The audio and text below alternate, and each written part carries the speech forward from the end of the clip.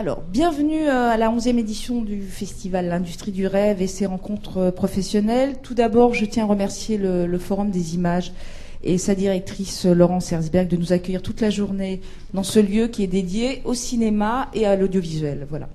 En quelques mots, je voudrais vous rappeler la vocation du festival qui existe maintenant depuis 11 ans. Comme vous le savez, je vois qu'il y a des fidèles dans la salle, nous rendons hommage à tous ceux qui fabriquent le cinéma, notamment les techniciens, avec, disons, 3 axes dans notre programmation, qui sont tout à la fois des soirées ou des hommages où les techniciens viennent à la rencontre du public francilien. Donc pour parler de leur métier, d'ailleurs nous avons organisé notre ouverture à Ris-Orangis, il y avait 300 personnes, avec le film magnifique de Wim Wenders, Spina, qui a été tourné en relief. Et à cette occasion, le superviseur 3D du film, François Garnier, qui a aussi fait une masterclass hier soir à l'École nationale aux Lumières, est venu nous parler de l'envers du décor et du tournage. Donc c'est toujours notre souci de valoriser ces techniciens sans lesquels le film ne pourrait pas exister. Donc, comme je vous disais, notre vocation est de mettre en lumière les femmes et les hommes de l'ombre. Depuis 11 ans, nous organisons ces rencontres professionnelles en faisant régulièrement l'état des lieux de la profession, en traitant de l'actualité aussi des métiers et aussi des industries techniques. D'ailleurs, nous venons de sortir l'intégrale de nos colloques depuis 10 ans que vous pourrez trouver ici à disposition toute la journée. Donc 2 volumes de 650 pages qui regroupent 10 ans de parole avec 700 techniciens, grands noms de tous les métiers qui sont intervenus et dont vous retrouverez le témoignage depuis 10 ans. Et c'est vrai que cet ouvrage, selon le président du CNC, fera référence puisqu'il est il est unique en fait. Hein. Je vous invite à le consulter et à l'acheter. Alors, quelques mots sur la journée d'aujourd'hui. L'année dernière, nous avions organisé, pour ceux qui étaient présents, avec des grands techniciens le matin et des réalisateurs l'après-midi, notre thématique autour de Où va le cinéma, avec 10 questions tout à fait un peu provocatrices sur cette thématique. Et donc cette année, on a voulu continuer à s'interroger, et c'est la raison pour laquelle, avec Brigitte notamment, enfin beaucoup, on a travaillé sur la thématique des nouveaux chefs de poste. Et on s'est surtout interrogé, puisque à cette occasion, en y travaillant, on a découvert que la carte professionnelle avait disparu depuis juillet 2009. Et on a donc décidé d'apporter l'industrie du rêve, notre contribution à cette réflexion, en le traitant de façon transversale et en menant une enquête que va vous présenter Brigitte, dont je salue le travail remarquable qu'elle a mené pour la préparation de cette journée. Voilà. Alors, vous pouvez l'applaudir. Oui.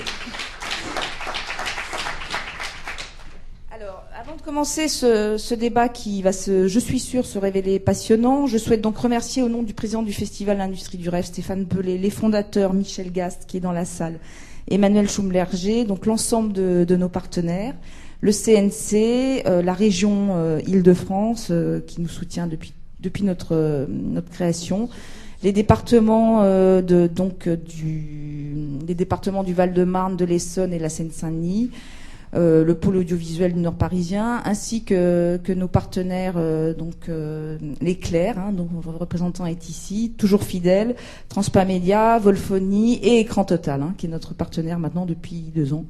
Bien sûr, je salue toute mon équipe qui a fait un travail formidable. Christian Conil, qui est ici, Laura, Kevin, Christine, Géraldine. Et puis un merci tout spécial à Lucie. À Lucie Giros qui est là, qui est étudiante en cinéma et qui pendant 3 mois a mené cette enquête. Voilà. Je vous souhaite une très très bonne journée. Je passe la parole à Brigitte. J'ai ça normalement. D'accord. Ouais, ça marche. Bonjour à tous. Alors, on avait dit études. Vous avez peut-être entendu parler du mot étude. Alors c'est vrai que maintenant ça devient enquête. Vous allez me dire pourquoi. D'abord, je voudrais vous dire que c'est une drogue, cette histoire. Moi, j'aurais envie de continuer. On l'a arrêté il y a 4 jours. J'aimerais bien que ce colloque ait lieu dans 1 mois, parce que ça donne envie de tirer des fils, de se dire, mais qu'est-ce qui se passait il y a 3 ans? Qu'est-ce qui se passera il y a 2 ans? C'est un truc comme ça. C'est pour ça qu'on l'appelle modestement enquête. Ce n'est qu'un parfum, ce ne sont que des chiffres. Ça donne Bah oui, ça donne des petites indications. Une étude, ça a un autre intérêt, et je la souhaite. J'ai envie de dire que cette histoire, c'est une invitation à faire une étude. Parce qu'une étude, ça a des conclusions, et puis des fois, ça donne des actes. Et ça permet d'étayer des revendications, ça permet d'étayer des constatations, etc. Nous, on apporte une contribution, mais je pense qu'elle est pertinente. C'est en tout cas ce qu'on va vous soumettre sous forme de synthèse. Alors, les PowerPoint sont un peu nécessaires. Je vais tout de suite vous le faire défiler. C'est donc une moyenne, hein, des moyennes, autour de, en fait, la question suivante. D'abord, les rencontres professionnelles tous les ans, sont vraiment liées à l'esprit du festival. Cette année, donc, contrairement à ce qu'on a fait depuis 10 ans, c'était les premières fois. Alors, on s'est dit, première fois des techniciens. Donc, première fois, bah oui, ils sont devenus chefs de poste. Et puis, en allant chercher un peu plus loin, on est parti du postulat suivant. Il fallait bien prendre quelque chose. 2010, l'année 2010. 261 films français sortis sur les écrans. Combien de nouveaux chefs de poste sont apparus? Essayons à partir de là. 135 personnes focalisées sur les 4 filières: son, montage, décor, lumière. Voilà, ça c'est vraiment le démarrage. Je vous le mets. Alors, on s'est dit ensuite, qui sont-ils? C'est quand même pas mal. Quel parcours ont-ils eu? D'où viennent-ils? Comment sont-ils arrivés chefs de poste? À partir de là, on a fait la classification suivante. On a, pour retracer leur parcours, classé les grandes écoles, les écoles qu'on va dire où on a accès par concours, Louis Lumière et la Fémis. Ensuite, les cursus universitaires et BTS variés. Ensuite, les écoles privées, type ESRA. Merci à nos jeunes étudiants de nous filmer toute la journée et qui sont ici. Enfin, ils sont sortis même de l'ESRA, je crois. Ouais. Voilà. Sortis pour venir chez nous. Donc, les écoles privées, la formation en assistanat, hors formation donc universitaire ou grande école, et ce qu'on appelle les atypiques ou hors cadre. C'est-à-dire, c'est un mot qui veut dire beaucoup de choses, et c'est un peu à l'image de ce qu'on a découvert. C'est-à-dire des parcours extrêmement variés, des gens qui arrivent presque comme ça, ou alors des gens qui étaient, par exemple, des photographes de plateau, qui sont devenus chefs de poste, comme ça. Enfin, il y a vraiment de tout.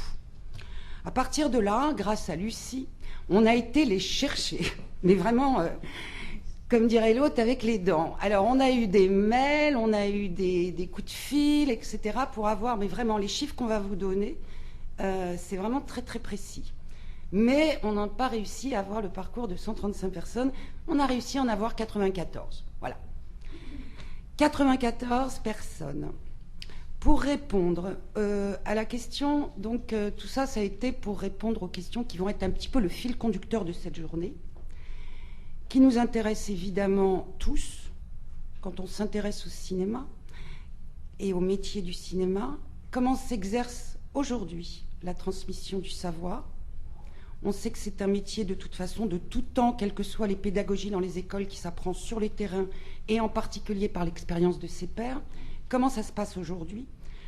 Comment évaluer les compétences depuis, comme le disait Anne, la disparition de la carte professionnelle? Bien qu'on a pu voir aussi comment celle-ci a été de tout temps contournée. Mais bon, elle était quand même un repère.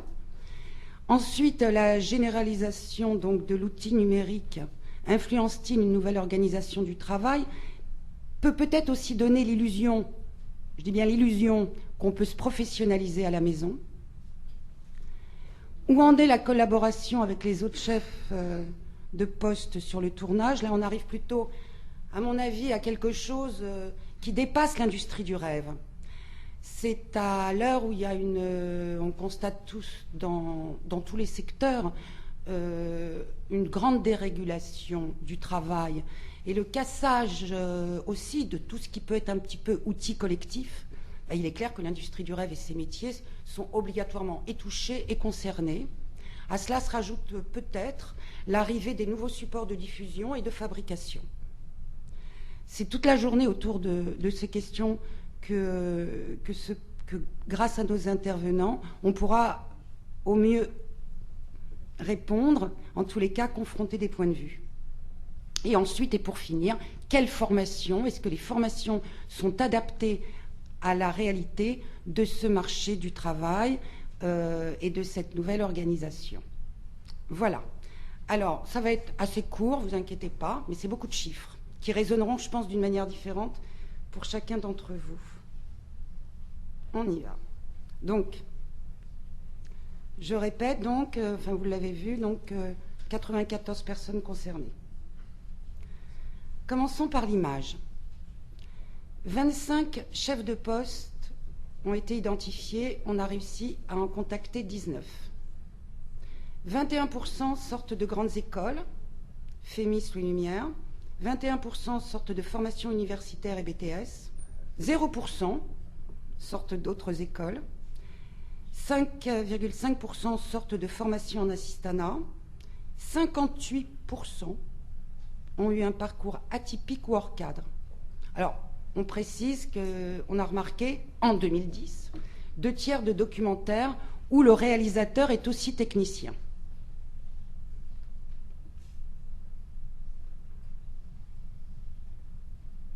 Le son.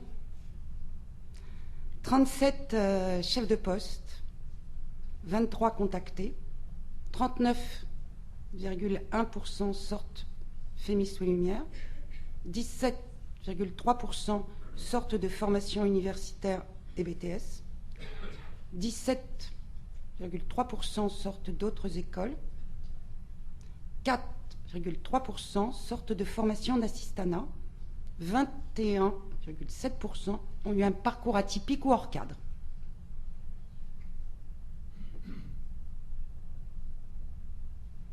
Montage. 42 chefs de poste identifiés, donc nouveaux chefs de poste. 34 contactés, 11,70 qui sortent de Fémis ou Lumière, 29,41% sortent de formation universitaire et BTS, 8,8% sortent d'autres écoles, 14,7% sortent de formation en assistanat, 35,29% ont eu un parcours atypique ou hors cadre.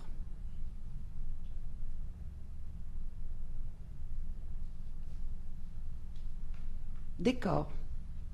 31 nouveaux chefs de poste, 18 contactés, 5,5% sortent de grandes écoles, 16,6% sortent de formation universitaire et BTS, 50% d'autres écoles,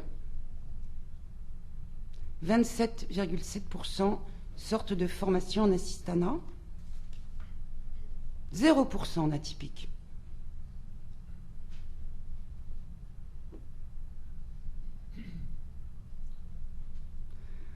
Alors, ensuite, nous avons un peu comme ça tourné autour de ces chiffres. Les grandes écoles, 39,1% en son, donc Fémis ou Lumière, 21% en image, 11,7% en montage, 5,5% en décor. Peut-être là, sous le contrôle d'Anne Sebel, on va dire qu'au niveau des grandes écoles, la Fémis a un département, hein, c'est ça, avec 2 étudiants. Donc vous voyez, il faut quand même, il y a derrière formation universitaire et BTS, 29,41% en montage, 21,1% en image, 17,3% en son, 16,6% en décor.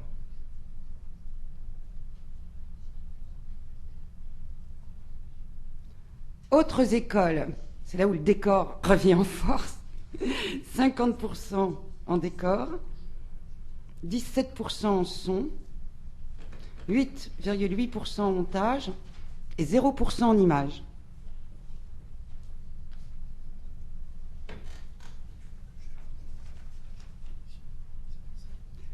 Formation en assistanat, 27,7% en décor, 14,7% en montage, 5,5% en images, 4,3% en son.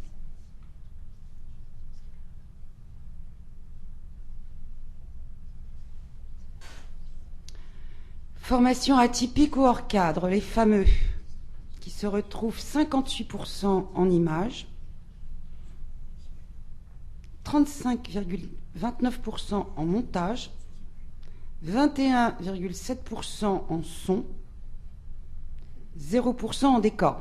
Alors, ces chiffres sont tellement extrêmement radicaux comme ça, je reprécise que ça concerne que 94 personnes sur 135. Et voilà, donc il faut les prendre pour ce qu'ils sont. Et en même temps, ils sont. Alors, ces 135 nouveaux chefs de poste ont travaillé en tout sur 82 films. Nous avons essayé de savoir de quel ordre étaient les budgets de ces films. Et il se trouve que, vraiment en cherchant... Ah oui, j'ai oublié de dire quelque chose d'important, c'est que les sources, CNC, mais vous les avez vues en ouverture. Vous avez vu les sources, Cinéfinance, IMDb, CNC et Unifrance. Alors en cherchant de partout, il y a quand même 25 films sur 82, où je peux vous assurer qu'en menant vraiment Fantomas, Zorro, tout ce que vous voulez, on n'a pas réussi à avoir les budgets. Ça, c'est une vraie indication, à mon avis, sur quelque chose. Bon. Oui, alors oui, les chiffres étaient tellement contradictoires, genre des films qui étaient annoncés à 6 millions ou qui, au final, d'autres nous disaient 2, enfin bref, qu'on a préféré ne pas les prendre en considération. Agréé. Ah non. Non, ce sont que des films agréés, Olivier René. Que des films agréés, on n'a pas réussi entre les chiffres CNC et les... Non. On ne parle que de films agréés. Il y a 25 films sur 82. Voilà. Monsieur Olivier Réveillon, président de la commission. On arrive à l'étonner en ouverture de colloque, président de la commission Île-de-France, qui interviendra tout à l'heure. Alors, là, on a essayé de voir la part technique. Donc, la part technique, donc moyens techniques, plus pellicule et laboratoire, plus le décor et costume. De l'autre côté, on a mis rémunération personnelle, attendant l'envie, pour aller vite, ça serait de dire en fait rémunération des techniciens, ça serait pas juste. Il doit y avoir deux, trois petites choses, mais c'est quand même la grande part. Donc c'est hors rémunération des comédiens, des producteurs et du réalisateur. Alors, les films jusqu'à 1 million d'euros. 23 films sur 82. Non, d'ailleurs, pas sur 82, puisqu'on n'a pas pu en avoir, sauf 25, quoi. 23 films. Moyenne du budget total des films, 483 575 euros. Moyenne de la part technique, 29%. Moyenne de la rémunération du personnel, 16,29% du budget total.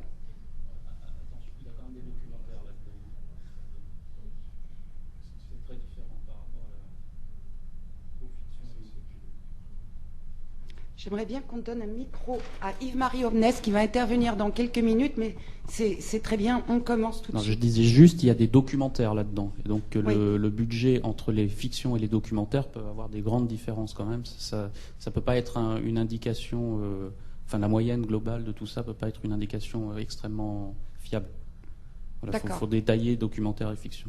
D'accord. Merci. Comme de toute façon, comme tout à l'heure, je parlais aussi par rapport à l'image, le nombre important aussi de... ça va avec.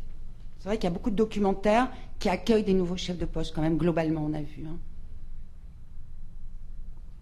Pour des raisons que je vous laisse à tous discuter. Ça peut être très, très varié, à mon avis. Tranche de 1 million à 4 millions, donc 28 films. Bon, je vous laisse lire le budget. Moyenne de la part technique, 24%. Moyenne de la rémunération du personnel, 17,61% du budget total.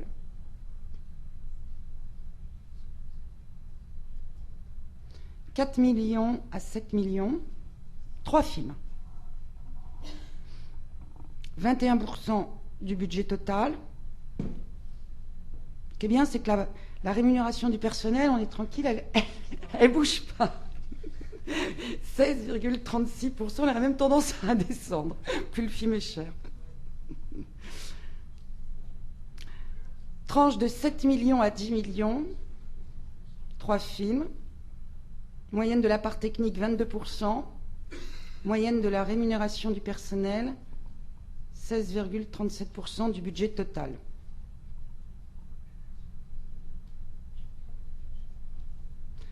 Voilà. Alors, une des questions aussi qu'on se posait dans ce colloque, c'était de parler évidemment, c'était facile, j'ai envie de dire, de nouveaux chefs de poste, nouvelle génération. Alors, on a voulu savoir quel âge ils avaient. Ces fameuses 94 personnes. Alors, là aussi, il y a des secrets, des rétentions d'informations sur les budgets, mais aussi sur l'âge, des coquetteries. On a réussi à avoir l'âge de 79 techniciens. Et techniciennes. Enfin, techniciens, voilà. Et là, en images, ces petits jeunes ont quand même 44 ans passés. En sont... Oui, c'est jeune. Mais enfin bon, nouvelle génération, c'est vrai qu'on a la tendance à penser 20 ans, 25 ans, 30 ans. Bon, en sont presque 38 ans. En montage, ils accèdent bientôt à la quarantaine.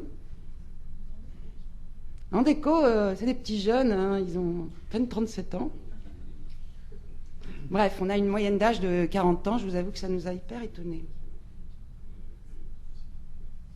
On ne devient pas chef de poste si jeune que ça.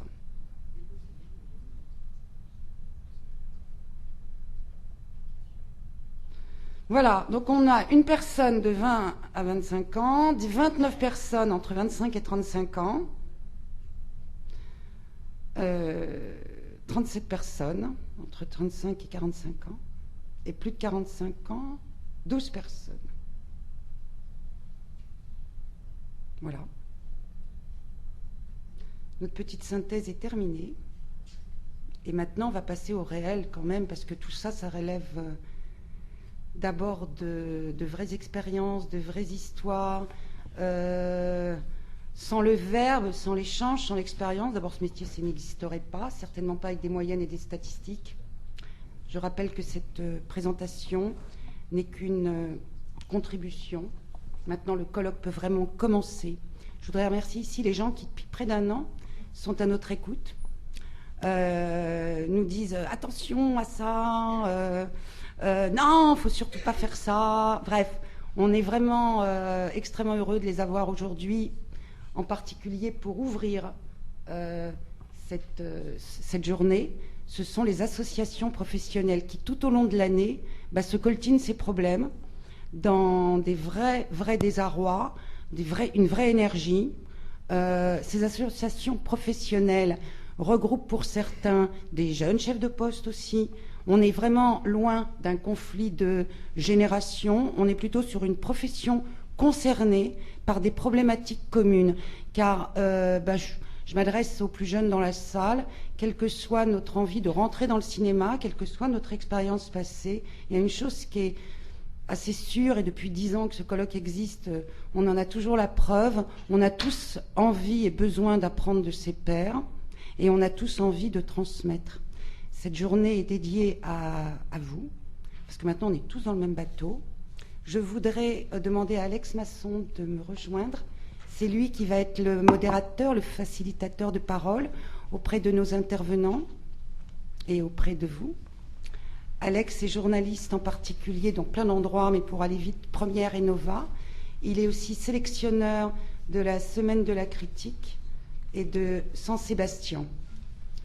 Avant de rejoindre la salle, je voudrais vous donner 2 petites indications du déroulement de la journée. Évidemment, micro ouvert toute la journée. Les horaires qui ont été indiqués, on va les respecter, je m'y engage. contrôle d'Alex. Et vous dire que ce qui n'était pas annoncé sur le programme est une petite surprise qui aura lieu à 14h30.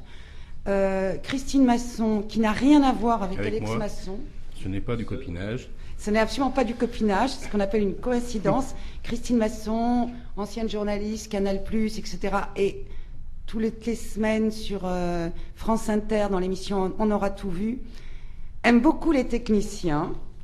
Et quand je lui ai parlé il y a quelques mois de notre projet de colloque, eh bien, elle a retrouvé, mais vraiment dans ses archives, et elle nous a fait un petit cadeau qu'on présentera à 14h30, et elle vient même nous le présenter. C'est un petit cadeau de 10 minutes en images. Je vous avoue qu'on était un peu embêtés de passer une journée à parler de cinéma sans avoir une image sur l'écran. Et comme on va parler de beaucoup de films, c'était compliqué d'en choisir un. Christine nous a sauvé la mise. On a Benoît Poelvoorde en images qui rend hommage presque en direct sur un tournage à une équipe technique. C'est à mourir de rire, en même temps c'est vraiment sympa, c'est rigolo. C'est 10 minutes d'humour présenté par Christine à 14h30. Tout ça ne prendra aucune minute sur la table ronde de montage, puisque comme vous l'avez vu, elle était normalement... enfin bref, on rétablira tout. Donc rendez-vous à 14h30 cet après-midi pour cette petite surprise qui n'était pas annoncée. Voilà, je vous souhaite une très bonne journée. J'ai envie de dire, je nous la souhaite parce que je l'attends autant que vous.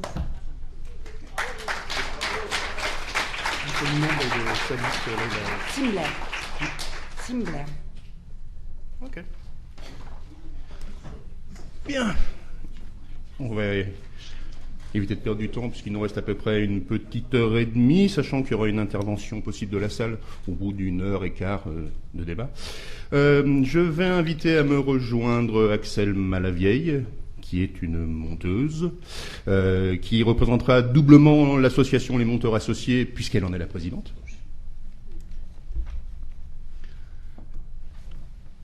Suivi d'Anne Sebel, la chef décoratrice, qui a une carrière fournie, puisqu'elle travaille autant sur des projets français, ça va de Stan the Flasher à récemment le dernier film de Woody Allen et de Clint Eastwood. Suivi de Caroline Champtier, je pense que vous la connaissez, c'est une chef opératrice extrêmement réputée de notre métier, dont la carrière va de Chantal Ackerman à récemment Des Hommes et des Dieux de Xavier Beauvois, donc ça vous donne une idée du panorama, et qui représentera l'AFC. Oui, pardon, vous présenterez l'ADC, qui est l'association des décorateurs. Caroline Champtier, donc, pour l'AFC. Où est-elle ? Et enfin, Yves Marionnes, qui est un ingénieur de son, qui représentera l'AFSI, qui lui a travaillé autant en assistant avec Oliver Stone sur Alexandre ou sur Cachet avec Michael Haneke, et en chef de poste sur Versailles de Pierre Scholler.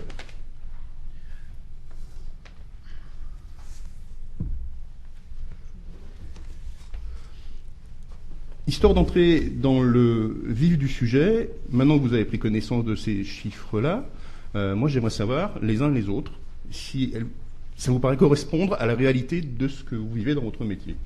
Et j'aimerais, vu qu'il y a des chiffres quand même avec un écart assez important, qu'on commence par le chiffre moi, qui me fascine, qui est 57%, je crois, des chefs de poste opérateurs qui sont arrivés avec quelque chose qui soit hors parcours officiel, et à l'inverse, dans la décoration, on serait à 0%.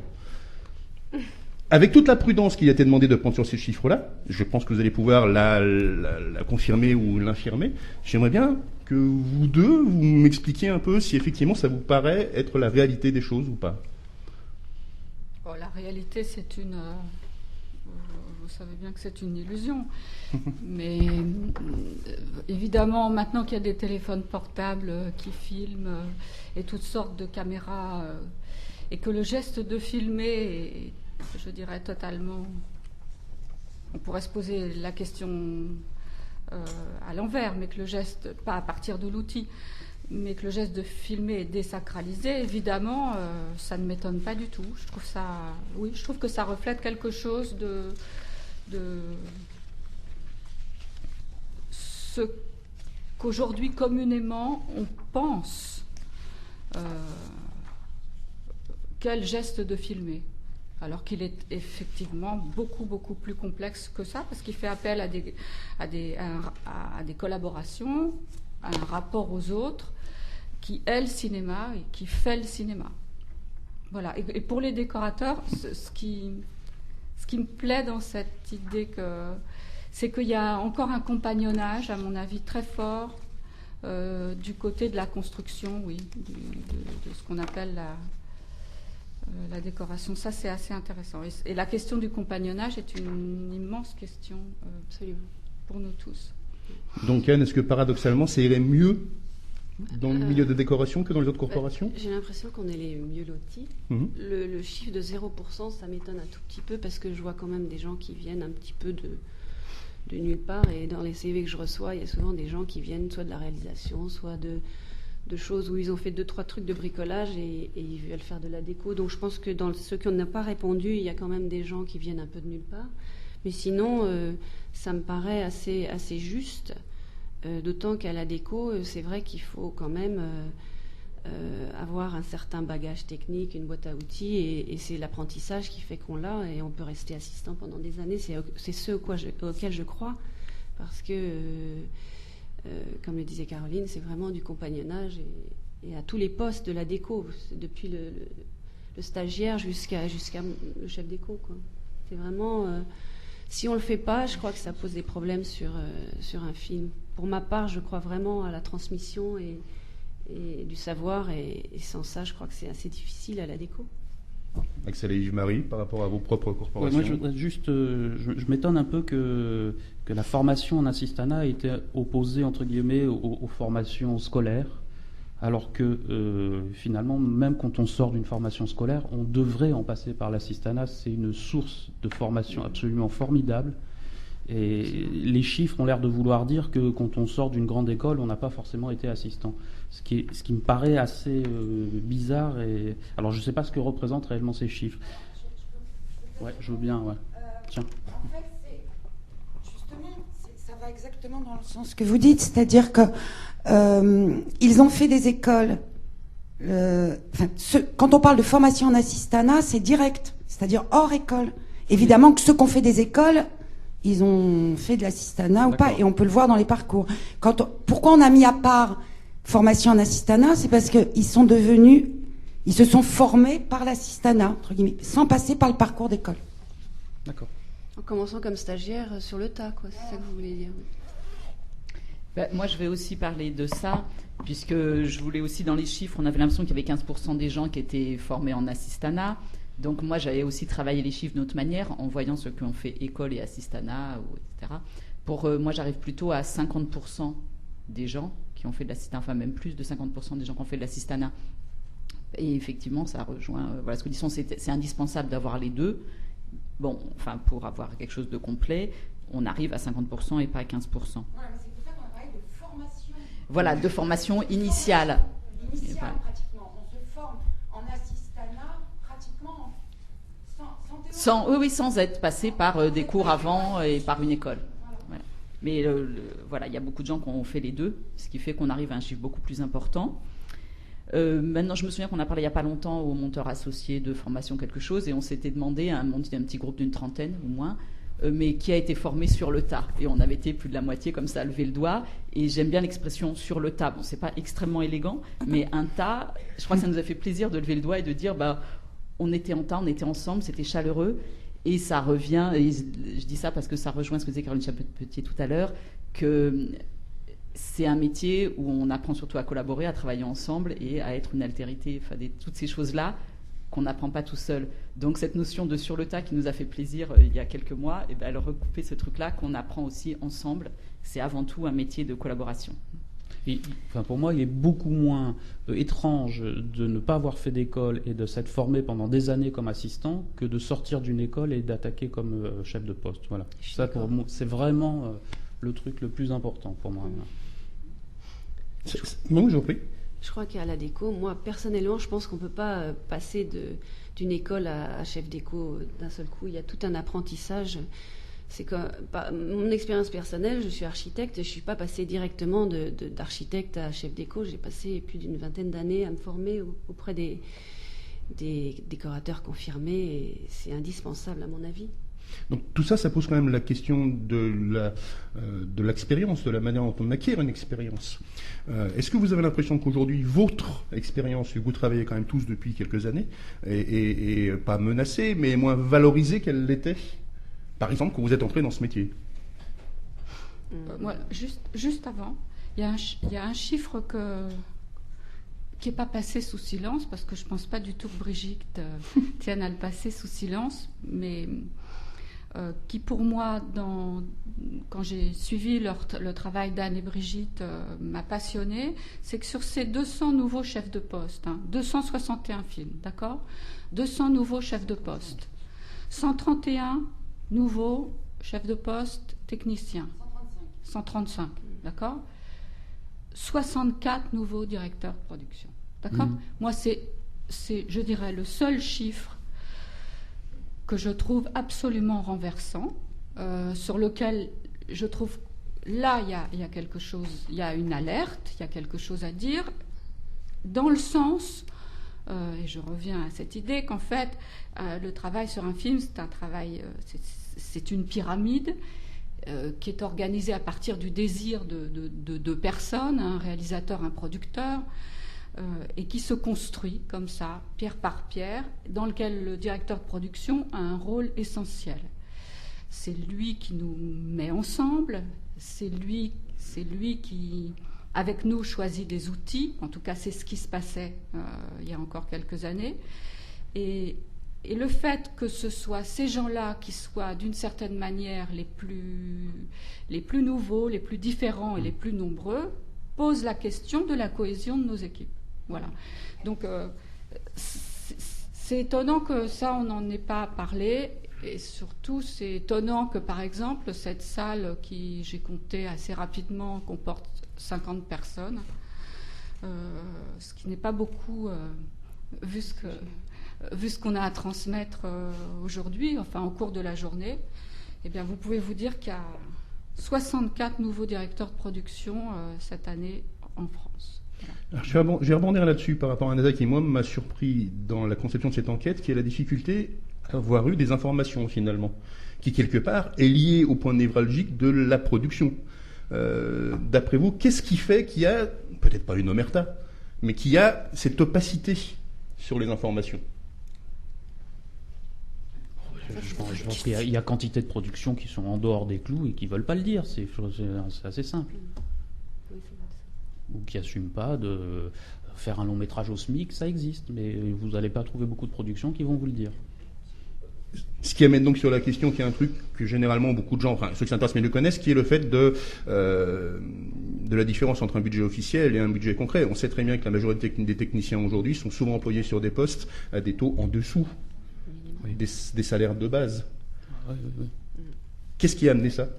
Apparemment, il y a une telle dégradation. C'est la contradiction française, c'est un chaos régulé. C'est d'un côté une tutelle qui est censée réguler, et d'une certaine manière qui régule, mais qui n'y arrive pas vraiment. Et puis de l'autre côté, une sorte d'explosion due à la libéralisation des outils, etc., qui fait que les choses n'arrivent pas à correspondre. Donc je ne pense pas qu'il y ait d'omerta, je pense qu'il y a un chaos. Un chaos, oui, une régulation du chaos ou un chaos régulé, quoi. Donc c'est ces contradictions-là qui ne sont pas pensées. Et elles ne sont pas pensées au niveau de la tutelle, dont je ne sais pas si elle est présente ici, et de nos points de vue à chacun, quoi. Moi, je remercie vraiment Brigitte et Anne d'avoir fait ce travail, parce qu'elles ont raison, c'est l'amorce de quelque chose qui devrait quand même alerter sérieusement ce qu'est la constitution d'une chaîne professionnelle, quoi. Ce qui pose effectivement aussi le souci du respect de conventions collectives ou de chartes. Oui, mais ça, tant que cette convention collective ne sera pas étendue, on se restera dans ce statu quo. Ça fait quand même maintenant presque 5 ans, si je ne me trompe pas, qu'on est dans un flou artistique au sujet de cette convention collective, et ça n'a pas l'air de se régler pour l'instant. Bon, on peut dire qu'elle bloque à cause d'un des syndicats de producteurs, qui est le SPI, un des 4 grands syndicats de producteurs, quoi. Il va falloir qu'il y ait un affrontement.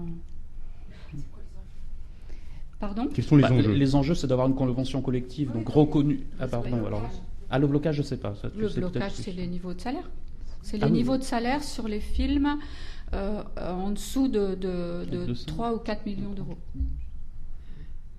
En sachant quand même qu'il y a une catégorie de producteurs, je ne sais pas s'ils font forcément partie de ce syndicat-là, il y a des films où on nous demande des efforts financiers parce qu'il y a des difficultés à financer, ça c'est une chose, et puis il y a des producteurs qui considèrent que nous sommes trop chers et que nous ne valons pas et nous ne méritons pas les salaires dits minimales, et qui considèrent que de toute façon on n'a pas à faire des films au tarif et on nous propose des films à moins 50 parce que c'est comme ça et pas autrement. Et ce n'est pas forcément des problèmes de financement. Dans quelle mesure la situation, en dehors du métier, mais la situation globale économique n'a pas un lien là-dessus? Dans quelle mesure la précarité que tous les milieux connaissent n'amène pas des techniciens à accepter le fait de devoir travailler à des tarifs baissés, parce que sinon ils ne travaillent pas? Non, mais ça c'est une réalité. C'est une réalité. Et c'est bien là-dessus que les producteurs jouent. Moi, je me suis entendu dire, parce que je n'acceptais pas un tarif, je me suis entendu dire, si tu veux pas le faire toi, on trouvera quelqu'un qui acceptera. Et c'est effectivement ce qui s'est passé. Donc ça, il joue là sur la précarité. On a des métiers extrêmement précaires et qui, de mon point de vue, alors je ne sais pas si c'est vrai pour les autres, est devenu de plus en plus précaire. Là où il y a 10 ans, je ne finissais pas un film sans savoir ce que j'allais faire après. Aujourd'hui, on finit un film, enfin moi, c'est peut-être pas vrai pour tout le monde, mais je finis un film sans savoir dans combien de temps je vais retravailler. Pour moi, c'est extrêmement nouveau, donc ça précarise énormément plus. Et forcément, quand on est un peu pris à la gorge, on est une proie facile pour des producteurs qui décident que vous ne valez pas le salaire minimal que les syndicats proposent. Donc on devient rapidement des proies faciles. Alors moi, je voudrais repartir de l'enquête, mais pour retomber sur ces histoires de budget, on a vu dans l'enquête que la moyenne d'âge des chefs monteurs accédant pour la première fois des monteurs accédant pour la première fois au poste de chef monteur était de 39 quelque chose. Donc en analysant d'un peu plus près, je ne suis pas d'accord avec ces chiffres, je vais dire, puisque je trouve que en fait plus de 75% des gens accèdent au poste de chef monteur entre 30 et 40 ans. Donc ça fait quelque chose de beaucoup plus bas. Mais la moyenne, elle est réelle aussi, mais elle vient de ce que plusieurs dans les films où le chef monteur était première fois chef de poste, c'est-à-dire sur les 38 films, un certain nombre de ces films, principalement des documentaires, sont montés par le réalisateur, la réalisatrice du film. Donc il y a une personne par exemple qui a 71 ans, plusieurs personnes qui ont plus de 60 ans, donc vous voyez comment ça a tiré la moyenne vers le haut.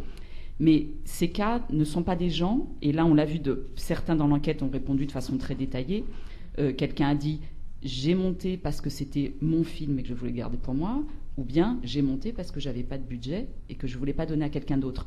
Donc là, ce sont des réalisateurs qui ont rempli le poste de montage, mais qui, je pense, ne se considèrent pas eux-mêmes, et en tout cas ne peuvent pas être considérés vraiment comme des nouveaux monteurs, c'est-à-dire par des gens qui vont faire leur profession du montage.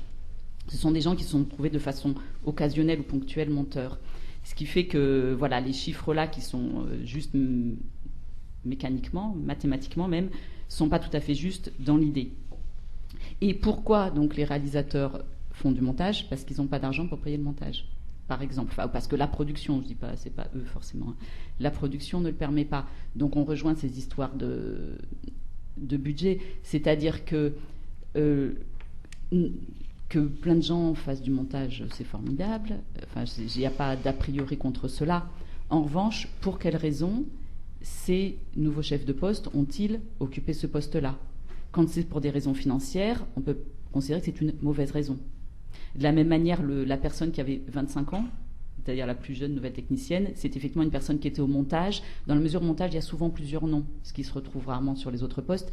Il y a plusieurs noms, et là, c'était le cas de quelque chose où je pense 1 ou 2 réalisateurs avaient monté en même temps que cette personne, qui à mon avis est plutôt une assistante, qui ne souhaite pas forcément passer tout de suite chef de poste. Elle a dû faire un travail plus complet que celui d'assistant seulement. Elle est donc notée au montage. Mais voilà. Donc les extrêmes, en fait, viennent en partie du montage, mais ne sont pas réellement des nouveaux techniciens.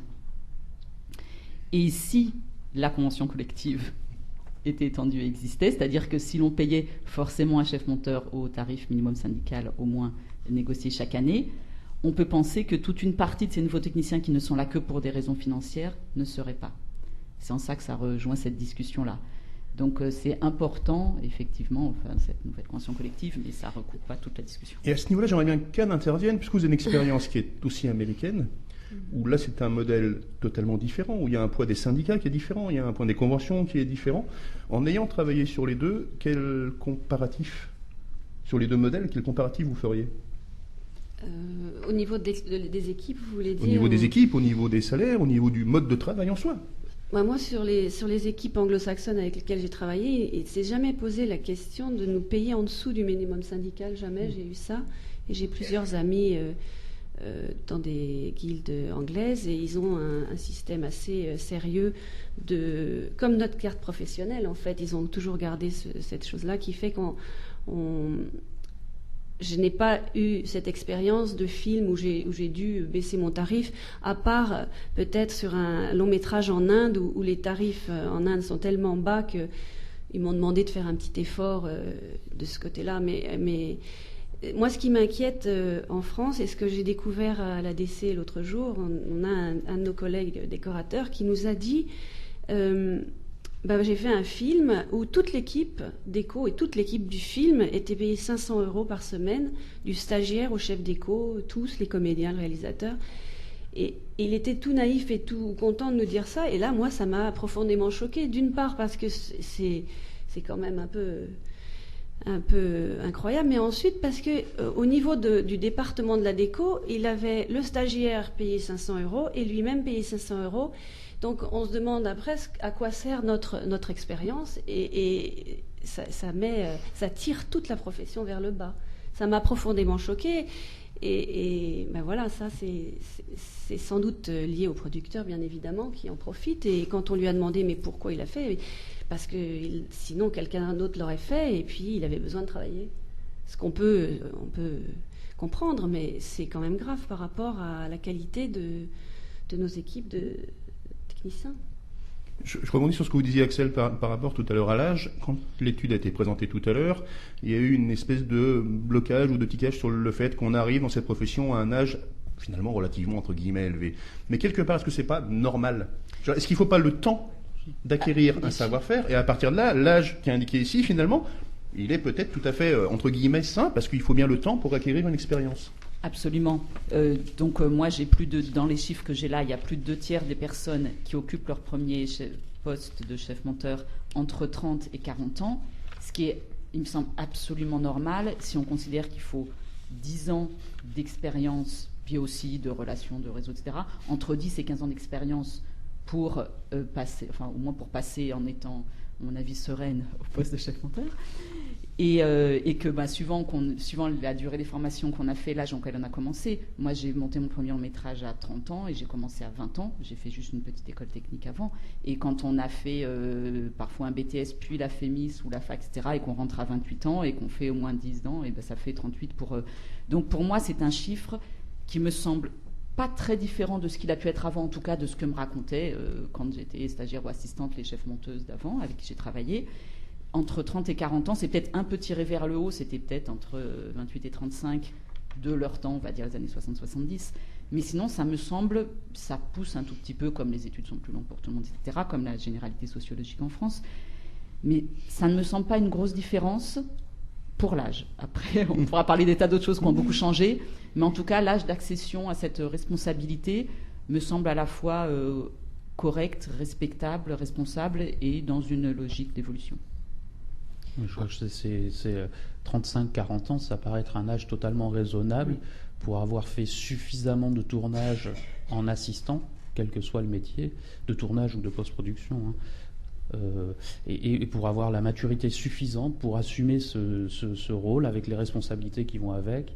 Alors je connais mal la post-production, mais en tournage, arriver à se mouvoir dans une équipe de tournage, à trouver sa place, à avoir les bonnes réponses au bon moment, les bonnes attitudes, je suis désolé, en sortant d'une école, on ne peut pas l'avoir appris, et on ne peut l'apprendre qu'en ayant regardé ses pairs le faire, et ses différents pairs, parce qu'on ne passe pas toute sa vie d'assistant avec, en l'occurrence pour moi, le même ingénieur du son, et on voit comment chacun réagit à chacun des problèmes qui nous sont posés. À l'école, on va apprendre des solutions, sur les tournages, on va apprendre à appréhender les problèmes. Et c'est long. Et je pense que 10 ans, ça me paraît très raisonnable. Par rapport à la déco, je pense que l'âge est à peu près aussi raisonnable. Mais dans la décoration, moi j'ai noté qu'il y a deux parcours. Il y a des films qui nécessitent pas de construction. Il y a quand même de la décoration. Donc je pense que le parcours de quelqu'un qui veut faire des films en studio où il y a beaucoup de construction est un peu plus long à mon avis. Parce qu'il faut apprendre à construire, il y a plein de choses qu'il faut apprendre pour pas mettre en péril le film et le décor. Alors qu'il y a des petits films à budget plus limité où on peut faire un très beau décor en étant ensemblier, décorateur, c'est-à-dire on n'est pas forcément un architecte, mais on a cette expérience qui fait qu'on peut faire un décor réussi. Donc je pense qu'il y a deux vitesses un petit peu à la déco, les gros films qui nécessitent tout cet apprentissage sérieux et lent, ce qui est mon cas. J'ai attendu assez longtemps pour passer chef déco, et il y a d'autres décors qui nécessitent un peu moins de temps pour pouvoir passer chef déco. Je crois qu'il y a un peu de vitesse. Pardon. Non. Caroline, vous avez commencé votre intervention au tout début de débat en précisant l'arrivée des téléphones portables. Ça me paraît pas anodin, parce que ça pointe quand même le problème des nouveaux outils de travail, et quelque part une démocratisation de ces outils à des gens qui ne sont pas forcément formés pour ça, qui n'ont pas suivi cette formation-là. Comment est-ce que vous, dans vos métiers respectifs, parce qu'il n'y a pas que sur l'image qu'il y a des changements comme ça, vous avez capté, appréhendé ces modifications, que ce soit sur les nouveaux matériels de montage, que ce soit sur l'informatique dans la décoration, que ce soit effectivement sur les téléphones portables, ou même les appareils photo maintenant à l'image, que ce soit sur les nouveaux systèmes de son. Est-ce que c'était un plus? Est-ce que c'est un moins? Est-ce que ça met un clivage entre votre travail et celui des nouveaux qui arrivent?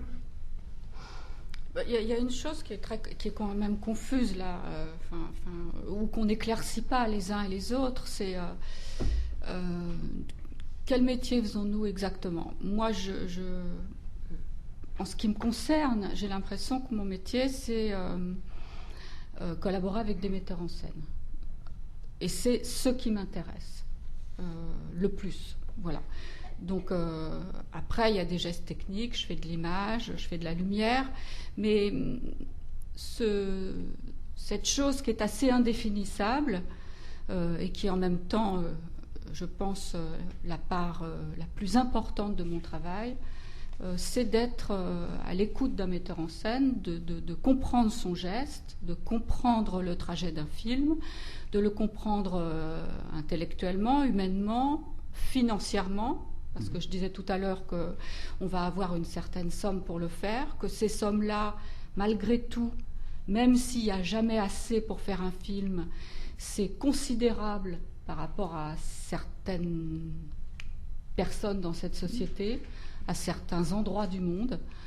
Donc il y a une vraie responsabilité qu'on a, surtout en tournage, parce que un tournage, c'est beaucoup d'argent. Une journée de tournage, c'est beaucoup d'argent, à se lancer dans ce travail. Et donc, j'ai l'impression que le cinéma de long métrage, c'est pas la même chose que le documentaire. Quand tout à l'heure, vous parliez de documentaire et du geste du montage sur un documentaire et du fait que beaucoup de réalisateurs de documentaires les montaient eux-mêmes, je crois que du côté du documentaire, quelque chose se modifie. Et là, c'est une question, c'est est-ce que le documentaire fait encore partie intégrante du cinéma? Est-ce qu'aujourd'hui, Louis Malle, qui va faire sa longue saga de documentaire en Inde et après reprend un long métrage, je ne sais plus si c'est aux États-Unis ou en France, je ne sais plus ce qui suit Calcutta, ça se passerait de la même manière. J'ai l'impression que tout ça explose, quoi, que les frontières explosent et qu'on dit cinéma, alors que c'est plus du tout du cinéma. En tout cas, tel que je l'entends moi, c'est-à-dire un travail de collaboration avec un metteur en scène, une équipe. Voilà, et du coup, le fait qu'on n'arrive pas à envisager tous ces différents secteurs, et évidemment tous les secteurs d'image, de petits films, qui sont passionnants, hein, qui vont sur le net, etc., ben, finalement, plus personne sait ce qu'il fait. Et du coup, là précisément, je me dis, mais finalement, de quoi parle-t-on les uns et les autres ? Est-ce qu'on parle bien du cinéma de long métrage ? Sachant qu'on est passionné à parler d'autre chose, quoi. Voilà, donc je voulais préciser ça. Ah bah pour moi c'est clair, on parle du cinéma de long métrage. J'ai fait le distinguo dès la présentation entre le documentaire, et je pense que tu as tout à fait raison, le documentaire est en train de complètement se séparer, parce que je pense qu'aussi que dans les premiers chefs de post-image, il y a des réalisateurs... voilà. Donc, très souvent le documentaire aujourd'hui, c'est quelqu'un tout seul avec sa caméra, qui fait l'image, qui fait le son et qui fait le montage après. Et ça, c'est bien sûr, c'est les nouveaux outils qui ont amené ça. Et je suis d'accord, ça différencie complètement du travail qu'on fait nous sur une fiction. C'est les nouveaux outils et c'est la volonté des chaînes et des producteurs de finalement laisser quelque chose exploser comme ça, et après aller l'acheter comme au marché, quoi, comme dans un souk. C'est-à-dire la production, la pensée du documentaire en France est vraiment en train d'exploser. Et ça c'est extrêmement grave d'une certaine manière. Que cette partie essentielle du cinéma ne fasse plus partie du cinéma. Pour revenir à votre idée de chaos et de dérégulation, à partir de là, comment on prenait le fait qu'en termes de formation et de scolarisation, on commence dans certaines écoles de cinéma à initier et à enseigner l'art d'utiliser ces nouveaux outils. Si j'ai bien suivi, il me semble qu'à la FEMIS aujourd'hui, il va y avoir une section où on apprend à travailler avec un téléphone portable, par exemple. Qu'est-ce que ça peut amener en avantage ou en qualité, ou en défaut, pardon ? Je crois que Caroline, elle l'a dit, qu'importe l'outil, ce qui compte, c'est qu'est-ce qu'on fait. Qu'on fasse un long métrage avec un téléphone portable, si on est avec une équipe, qu'on fait un travail de collaboration, qu'importe l'outil. C'est pas tellement l'outil qui est important, c'est qu'est-ce qu'on fait. Est-ce qu'on fabrique quelque chose ensemble ou est-ce qu'on part tout seul dans son coin faire un truc... Enfin, je sais pas ce que tu en penses, Caroline. Bien sûr. Et c'est donc la pensée, c'est même pas le scénario. Parce que le scénario, au bout du compte... à force d'en lire, moi, ce que je vois, c'est des continuités dialoguées, et voilà, quoi. Un scénario, c'est autre chose. Un scénario, c'est vraiment une pensée, un regard sur le monde et quelque chose qui va se développer effectivement à plusieurs. Et cette idée du cinéma, je ne sais pas. La critique n'en parle pas, les gens de cinéma eux-mêmes en parlent mal. Voilà, et on va arriver à un point où on va vraiment se demander ce qu'on a devant les yeux, quoi. Parce que c'est 261 films. Ouais. Ce que peut-être les nouveaux outils ont amené, c'est de laisser croire que parce que les outils sont accessibles, que n'importe qui peut faire du cinéma. Or, on retrouve aujourd'hui dans les longs métrages français quantité de réalisateurs qui se déclarent réalisateurs et moi, j'en vois beaucoup qui n'en sont pas. Et ça, c'est certainement les nouveaux outils qui ont laissé croire que... Et puis même l'environnement ambiant qui laisse croire que, en passant par la télé-réalité, où il suffit d'être à l'antenne pour être célèbre, là, il suffit de prendre une caméra pour être réalisateur. Alors, c'est pas vrai. Et si on va au bout de ce constat qui est terrible... qui a intérêt finalement à ce qu'un réalisateur n'en soit pas un ? Vous voulez qu'on revienne au point de départ sur la production ? Les financiers qui préfèrent la continuité dialoguée, pouvoir ordonner une distribution et qui sont très tranquilles avec des réalisateurs qui n'en sont pas, et des équipes techniques un peu solides qui savent découper, monter, etc. Alors, à partir de là, je vais me faire l'avocat du diable. Voilà. On assiste depuis quelque temps à ce qu'on appelle les films sauvages, qui sont des films faits totalement hors circuit, hors réseau, par des gens qui effectivement n'ont pas forcément de formation de matériel, mais qui proposent des formes différentes, qui proposent des formes narratives, des formes visuelles différentes. Est-ce que ça va dans votre sens ou pas ? Non, ça va dans le sens qui est passionnant, c'est que d'une certaine manière, le sens continue d'être une nécessité.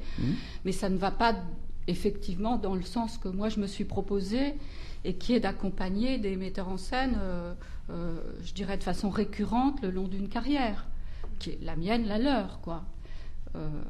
Parce qu'il n'y a rien de plus passionnant que faire 2 films, 3 films, 4 films avec un metteur en scène, finalement. Je pense que c'est ça les grandes carrières qui nous font rêver tous, celle de Nick Vist, celle d'Agnès Guillemot, celle de Jean même ici sans doute. Donc ça c'est des gestes sauvages qui sont passionnants, mais qui font partie de... Mais qui sont amenés pour en côtoyer quelques-uns, par une espèce de nécessité ou une envie, en tout cas. C'est très générationnel, c'est générationnel. Il y a aussi toute cette façon générationnelle de travailler et qui produit quelquefois des choses passionnantes, mais sur lesquelles on ne peut avoir qu'un regard, je dirais, à la fin du geste. On voit si ça fonctionne ou pas. Voilà, quoi. Mais, enfin, moi, c'est pas à ça que je pensais. Hein. J'ai l'exemple de cet hiver, un film que j'ai fait, où un scénariste apporte un scénario à un producteur, et alors que le scénariste n'a pas du tout envie de faire le film, mais la production le pousse pour qu'il réalise ce film. Et il en est strictement incapable, mais au bout d'un moment, il le fait, parce que c'est la seule solution pour lui que ça existe. Et on se retrouve avec un réalisateur qui n'a pas envie de faire ça, mais voilà, c'est poussé par le producteur, parce que c'est bien plus pratique comme ça. Et pour nous, c'est souvent décevant parce que, évidemment, on a envie de collaborer avec des réalisateurs, on a envie de voir des gens qui savent faire des films, qui ont envie de faire des films, et pas des gens qui s'improvisent contre leur gré, là en l'occurrence, à essayer de bricoler un film. Et c'est quel dommage, quoi. Je vais reprendre Je voudrais parler aussi justement pour cette histoire de technique qui a été le début. Tu as posé la question du téléphone portable. Alors, l'avantage dans le montage, c'est qu'il y a en gros 2 systèmes de montage numérique. Un peu plus cher que l'autre, mais enfin en gros, il y en a 2. Donc que le film soit tourné avec un téléphone portable ou avec les super caméras HD en 35 mm ou avec tous les nouveaux formats sur carte, de toute façon, ils passeront toujours à travers la même fenêtre de montage. Donc pour nous, à la fois l'évolution numérique, elle a été très importante il y a une quinzaine d'années maintenant, mais quelque part, elle est stabilisée. Il y a des tas de problèmes techniques dont on ne va pas parler.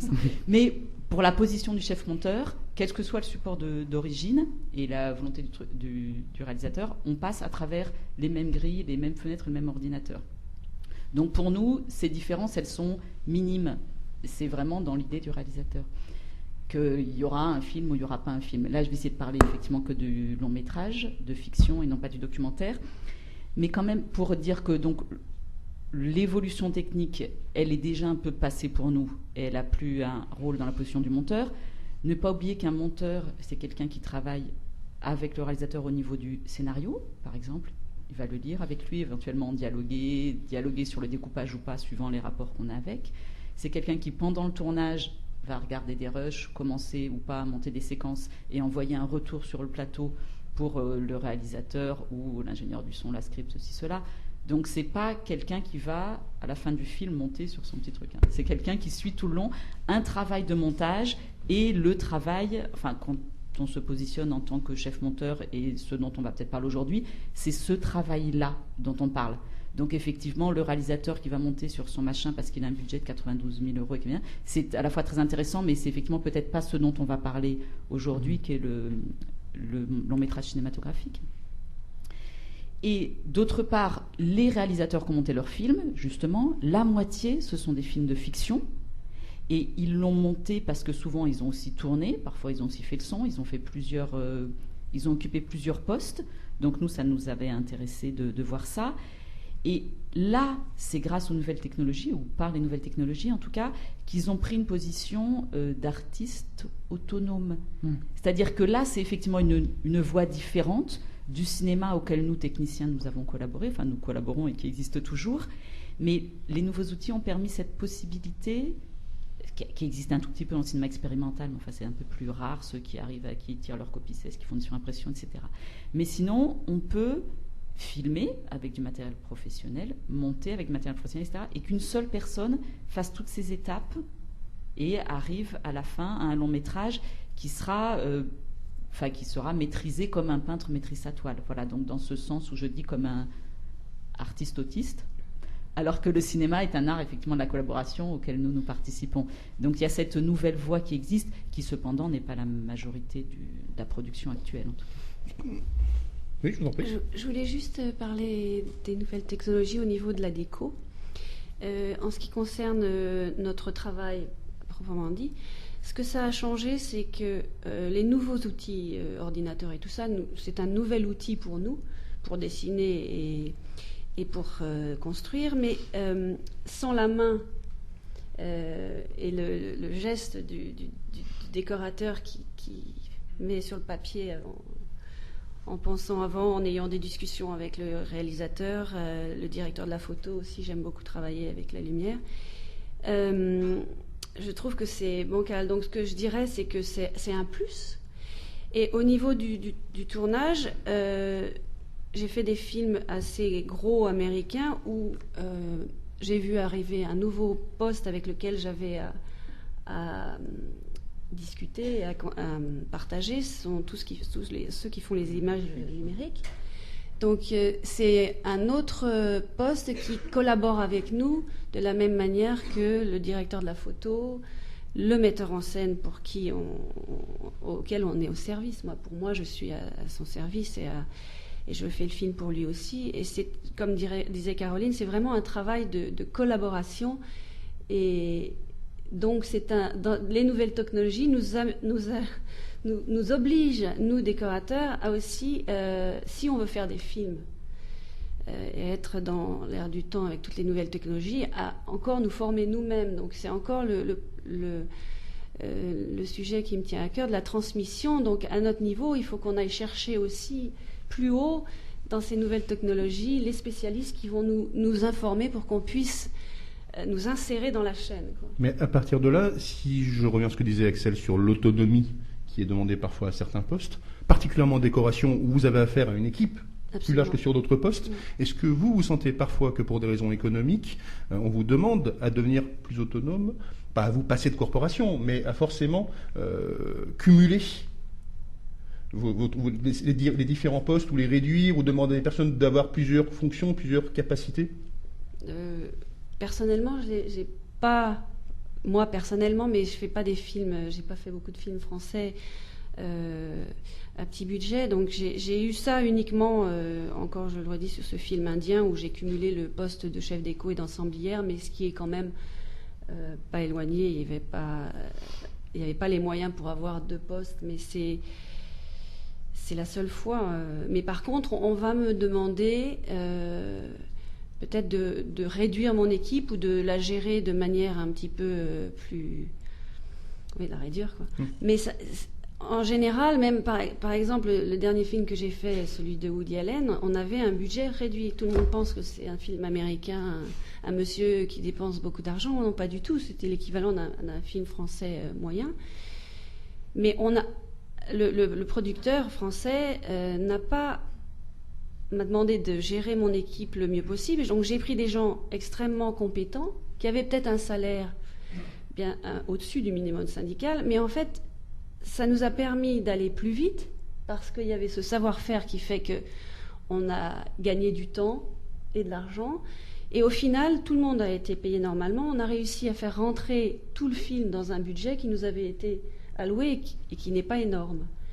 Donc c'est une question aussi, c'est vraiment le travail d'équipe, le travail avec le metteur en scène, avec le directeur de la photo et avec toute mon équipe qui a fait que c'était possible. Donc c'est aussi une énergie, c'est le désir, quoi, c'est ça. Est-ce que c'est une énergie que vous 3 autres vous ressentez dans votre travail, le fait qu'effectivement il y ait peut-être une créativité qui soit à reprendre de par la contrainte nouvelle liée à la technique? Alors pour parler strictement du son, c'est vrai que l'arrivée des enregistreurs multipistes a enlevé la contrainte qui était de gérer différents micros sur un enregistreur 2 pistes où le geste qui était fait au tournage était fait de manière définitive.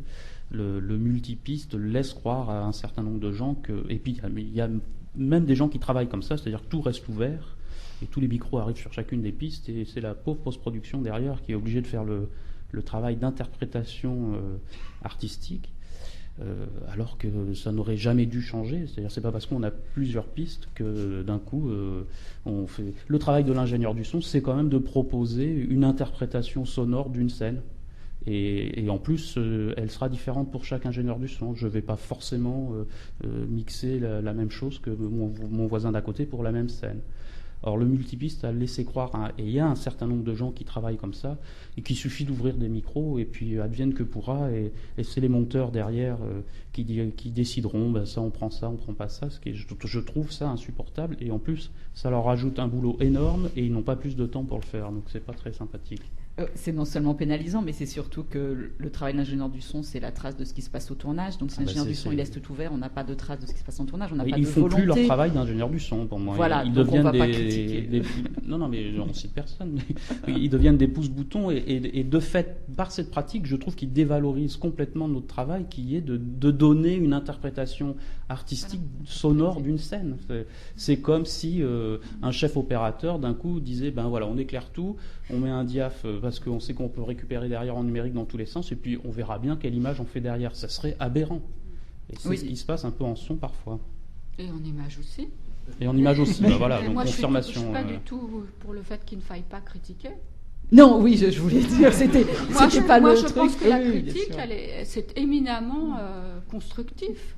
Et qu'il y en aurait un petit peu plus, et qu'on le ferait avec intelligence, aménité, et qu'on arriverait à critiquer les films avec un regard bienveillant.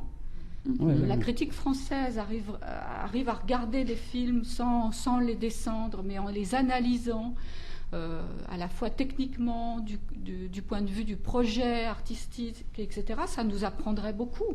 Je ne suis pas du tout pour ne pas critiquer. Voilà, bon, en ce qui concerne l'image, moi je pense que, évidemment, beaucoup moins que le montage, beaucoup plus que le montage, pardon.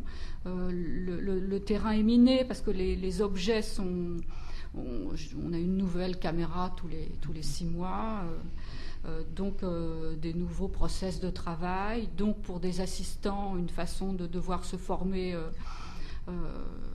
indéfiniment, pour nos loueurs, une vie absolument impossible, c'est-à-dire se procurer ces nouveaux outils, et ce sont souvent eux qui font la formation des assistants et même parfois des directeurs photos sur ces nouveaux outils, c'est-à-dire une dérégulation complète qui est due au marketing. Et ça, vous êtes un peu protégé du côté du montage. Ouais, avec des outils qui changent très vite en plus. Du point de vue du son, vous avez été protégé par l'invention géniale du Cantar. Je pense qu'on l'est encore pour un petit moment là. J'espère pour vous. Pas nous. Non, ça change presque tous les ans. Il y a des trucs qui sortent. Nous aujourd'hui, une caméra comme l'Alexa d'Arri, qui est une bonne caméra, très bonne caméra HD, une très bonne caméra de télévision, dont beaucoup de gens de long métrage se sont emparés. Et dont on ne sait pas ce que ça va donner en long métrage sur les écrans de 25 mètres de base des festivals du monde entier. Elle a une fenêtre d'existence de 11 ou 12 mois. Donc vous imaginez ce que c'est que la puissance du marketing pour les outils de l'image. Mais ça, c'est vraiment un phénomène de société, quoi. Voilà.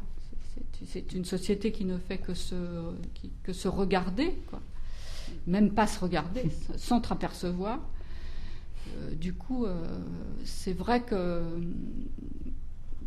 je pense que tout ça va à un moment donné verser dans quelque chose qui va nous obliger, en tout cas aux gens qui font du cinéma, de nous poser les questions différemment. Mais disons qu'on gère ce chaos pour l'instant, quoi. Je ne sais pas si je suis claire d'ailleurs. J'ai l'impression d'être chaotique moi-même.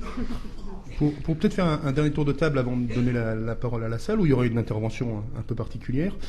Il y a une récurrence dans ce que vous avez dit depuis le début, qui est tous la notion du compagnonnage, de la collaboration, de la transmission. À partir de là, quel regard vous avez sur les nouveaux entrants? Est-ce que vous êtes dans une méfiance? Est-ce que vous êtes dans une bienveillance? Alors, si les nouveaux entrants sont des gens qui viennent pour du compagnonnage, on a évidemment une bienveillance formidable. Moi, j'adore recevoir comme stagiaire ou comme second assistant des jeunes qui ont envie, qui me disent « mais moi, je veux être perchman X années parce que je veux apprendre mon métier ». Évidemment, moi, je suis un peu plus méfiant, et parce que j'en connais, des jeunes qui viennent vous voir en disant « voilà, moi, je veux être chef », alors qu'ils n'ont rien, et j'ai envie de leur dire « mais ne te prive pas de la formidable formation ». Moi, je suis un exemple typique de ça. Moi, j'ai fait les Beaux-Arts, donc inutile de dire que ça n'a rien à voir avec une école de cinéma. Voilà.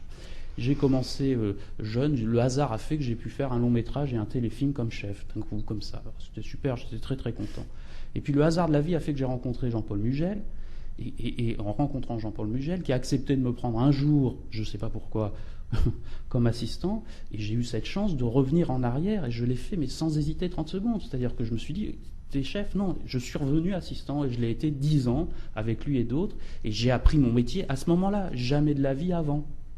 D'abord parce que je n'avais pas fait d'école, et c'est certainement pas en ayant fait ce long métrage et ce téléfilm comme chef que je savais faire mon métier. À l'apparence, pouvait laisser croire que je savais le faire. Il y avait un film avec du son, c'était formidable. Mais j'ai appris mon métier pendant mes 10 années, voire mes 11 années d'assistanat avec Jean-Paul, avec François Musy, avec plein d'autres ingé-sons. C'est là que j'ai tout appris. Et je pense qu'il faut pas... L'école, c'est formidable. On apprend son métier sur le terrain avec ses pairs. Et ça, c'est vraiment important.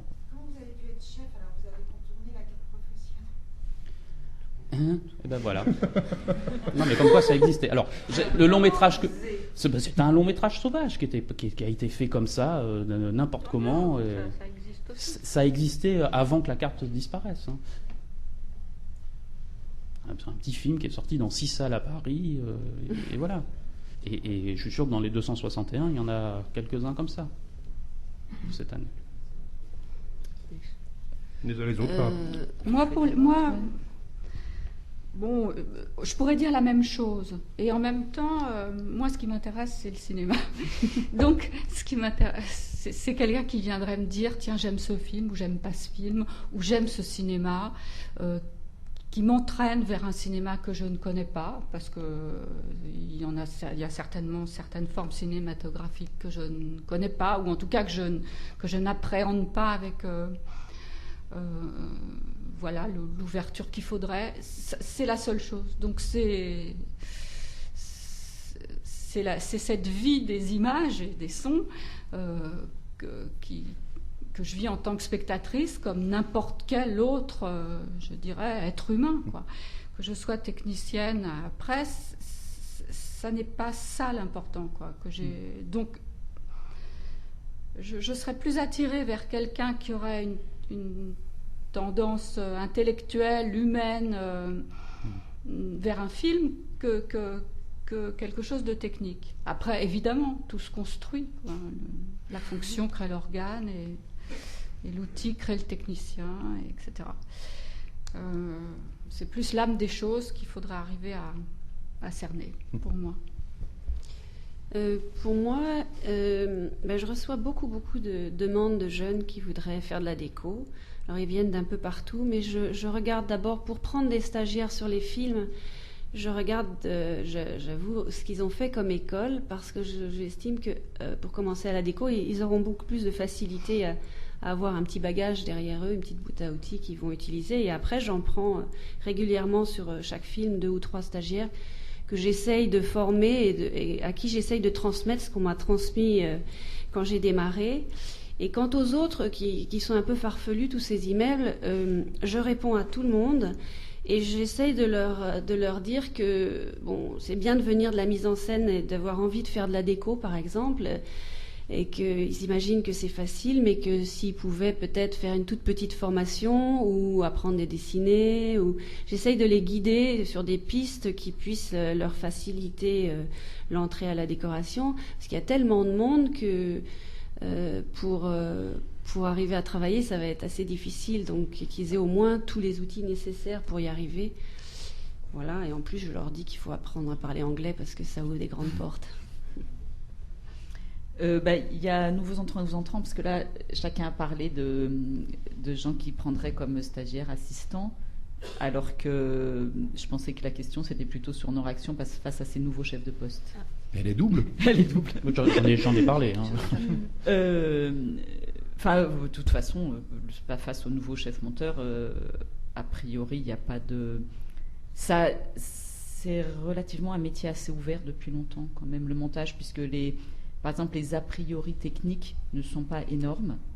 On peut faire des tas d'écoles, on peut l'apprendre sur le tas. Maintenant, il y a quand même quelques petites connaissances informatiques, enfin même nombreuses à connaître. Mais c'est effectivement donc un métier qui a toujours un entonnoir d'entrée très large. Des gens venaient de partout et s'y intéressaient, des gens qui viennent de la littérature, de la structure, de la psychologie, de ceci, cela. Ça a toujours été très ouvert. Donc là, il n'y a pas une grosse différence avec les nouveaux. Enfin, avec le fait qu'on accepte qu'il y a beaucoup de renouvellement et de gens de parcours différents. Maintenant, pour ceux qui arrivent maintenant, on a un tout petit peu abordé ces nouvelles technologies qui changent tout le temps, et j'ai dit que nous, on était protégés parce que notre machine, elles avaient déjà changé.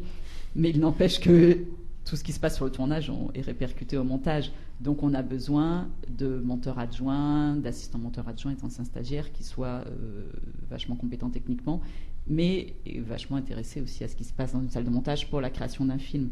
Donc les nouveaux doivent avoir un minimum et la potentialité d'apprendre beaucoup au niveau technique. Et évidemment, cependant, ce qui nous intéressera le plus, c'est des gens qui auront, en plus de tout ça, un deuxième cerveau et une deuxième journée pour s'intéresser à tout l'artistique. Et c'est évidemment généralement ce qui les intéresse et ce qui les motive pour entrer dans ces professions aussi difficiles. Et ce qui fait qu'on va s'attacher à quelqu'un, ça sera pour des questions humaines et d'intérêt artistique. On va passer à la salle d'où va démarrer une intervention particulière. Puisque vous parliez à un moment de fournir des outils aux gens pour pouvoir travailler, il y a un métier qui s'est développé ces dernières années, qui est un peu, pas inattendu, mais surprenant, qui est celui d'agent de technicien. Comme il y a des agents pour les acteurs, il y a des agents pour les techniciens maintenant. Et nous en avons une dans la salle, qui est Salit Simler. J'espère que je n'écorche pas votre nom. Vous pouvez venir là si vous préférez. Et peut-être effectivement parler de votre expérience par rapport au thème qu'on a abordé.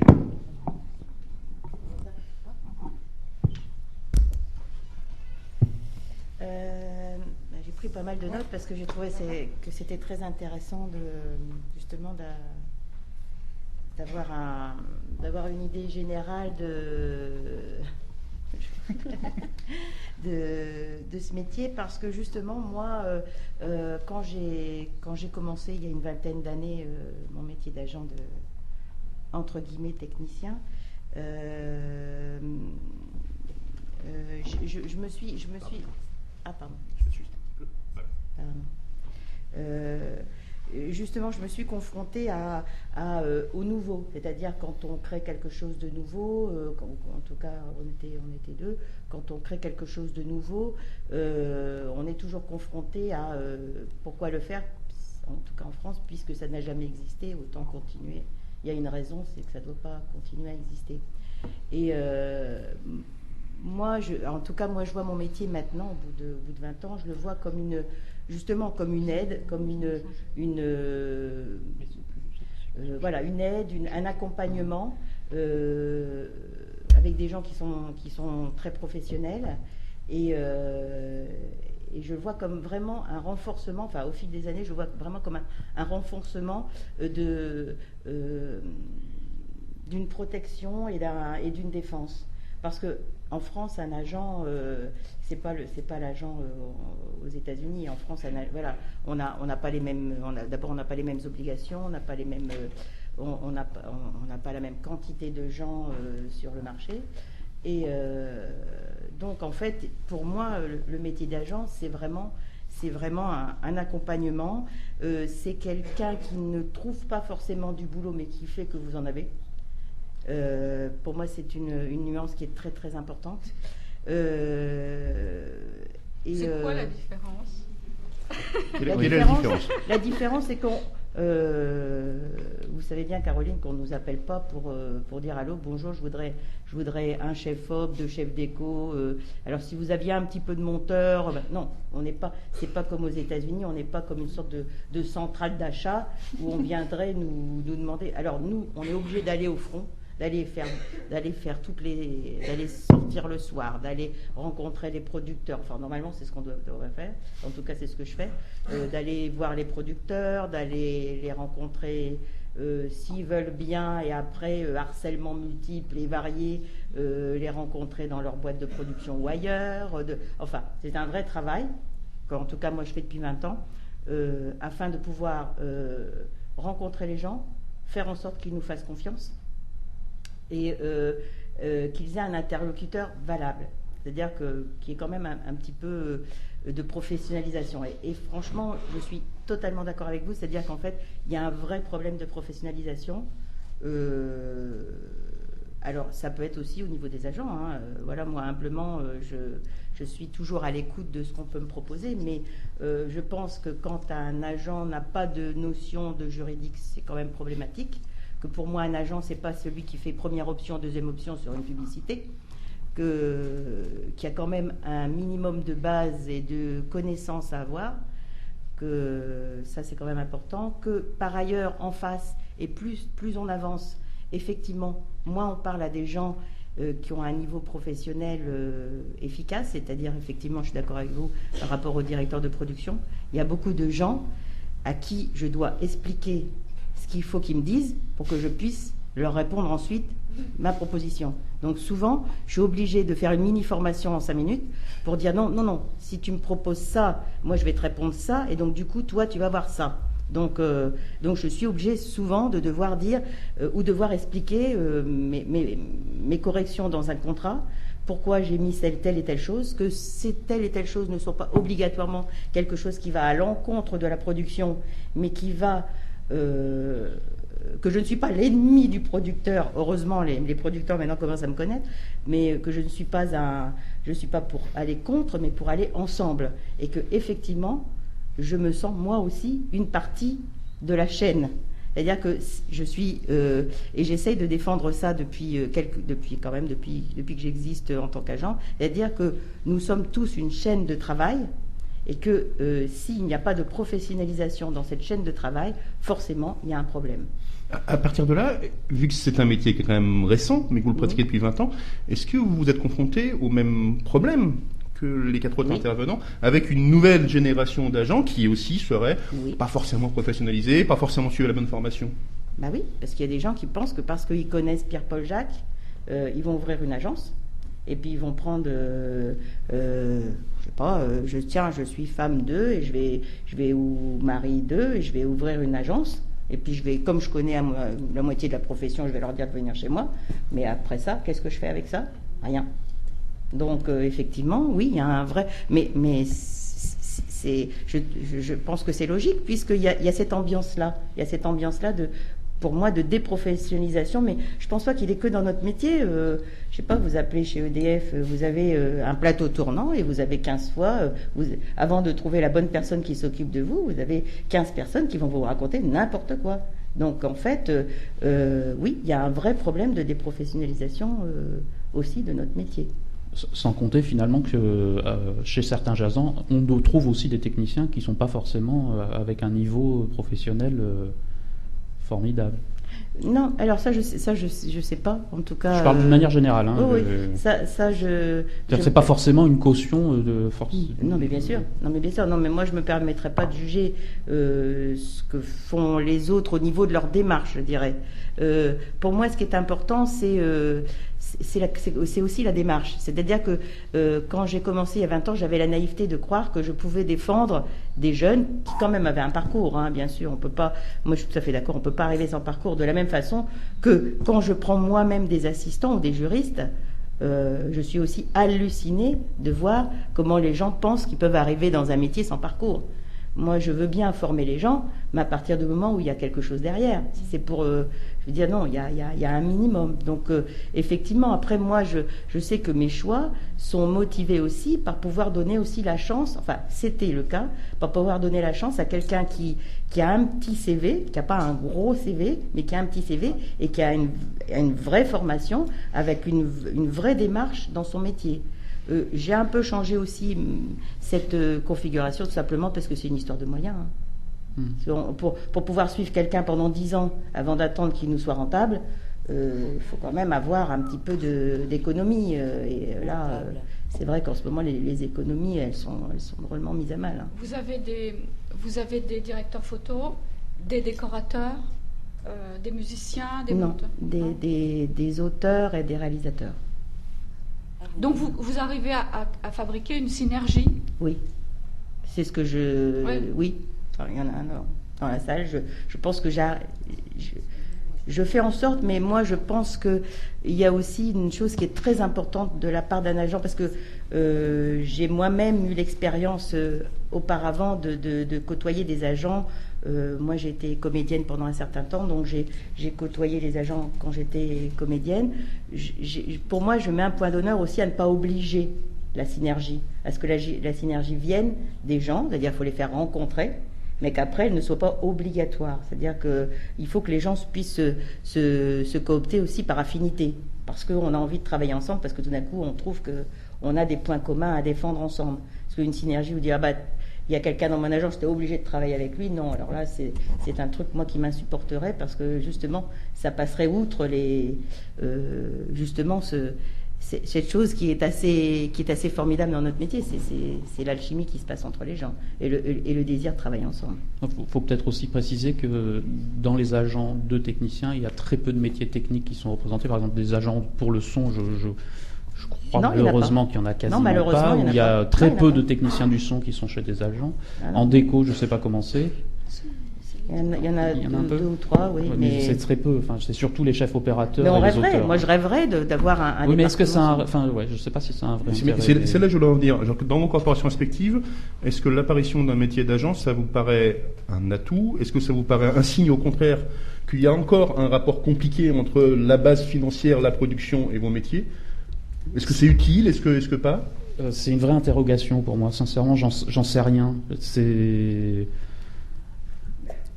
Qu'est-ce que ça veut dire un agent pour un technicien, en tout cas pour le son? Je ne sais pas répondre à cette question. Et je pense que je ne vais pas savoir y répondre tout de suite. Non, mais moi je pense que c'est bien de ne pas savoir y répondre, parce qu'en fait je pense que chacun doit y trouver son intérêt dans son parcours. Moi, les choses qui sont imposées ne m'arrangent pas non plus, ne me plaisent pas non plus. Moi je sais ce que moi j'ai envie de donner, mais je pense que ce que j'ai envie de donner ne correspond pas obligatoirement à tout un chacun. Donc en fait, ce que je sais maintenant, c'est que les gens que je représente ont un vrai besoin ou un vrai désir de travailler en commun avec moi. C'est un travail en commun, c'est-à-dire que c'est du conseil. C'est pour ça que je trouve qu'il faudrait aussi que les agents soient un petit peu plus peut-être unis, comme les syndicats plus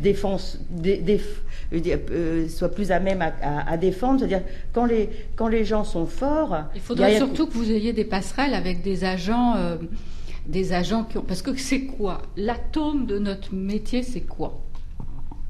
C'est quoi? C'est un projet. Bah oui. Hein?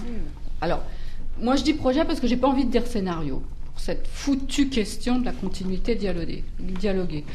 Mais c'est donc le projet. Ce qui serait bien, ça serait que vous soyez en contact avec les grosses agences qui brassent du projet comme ça et qui en ont.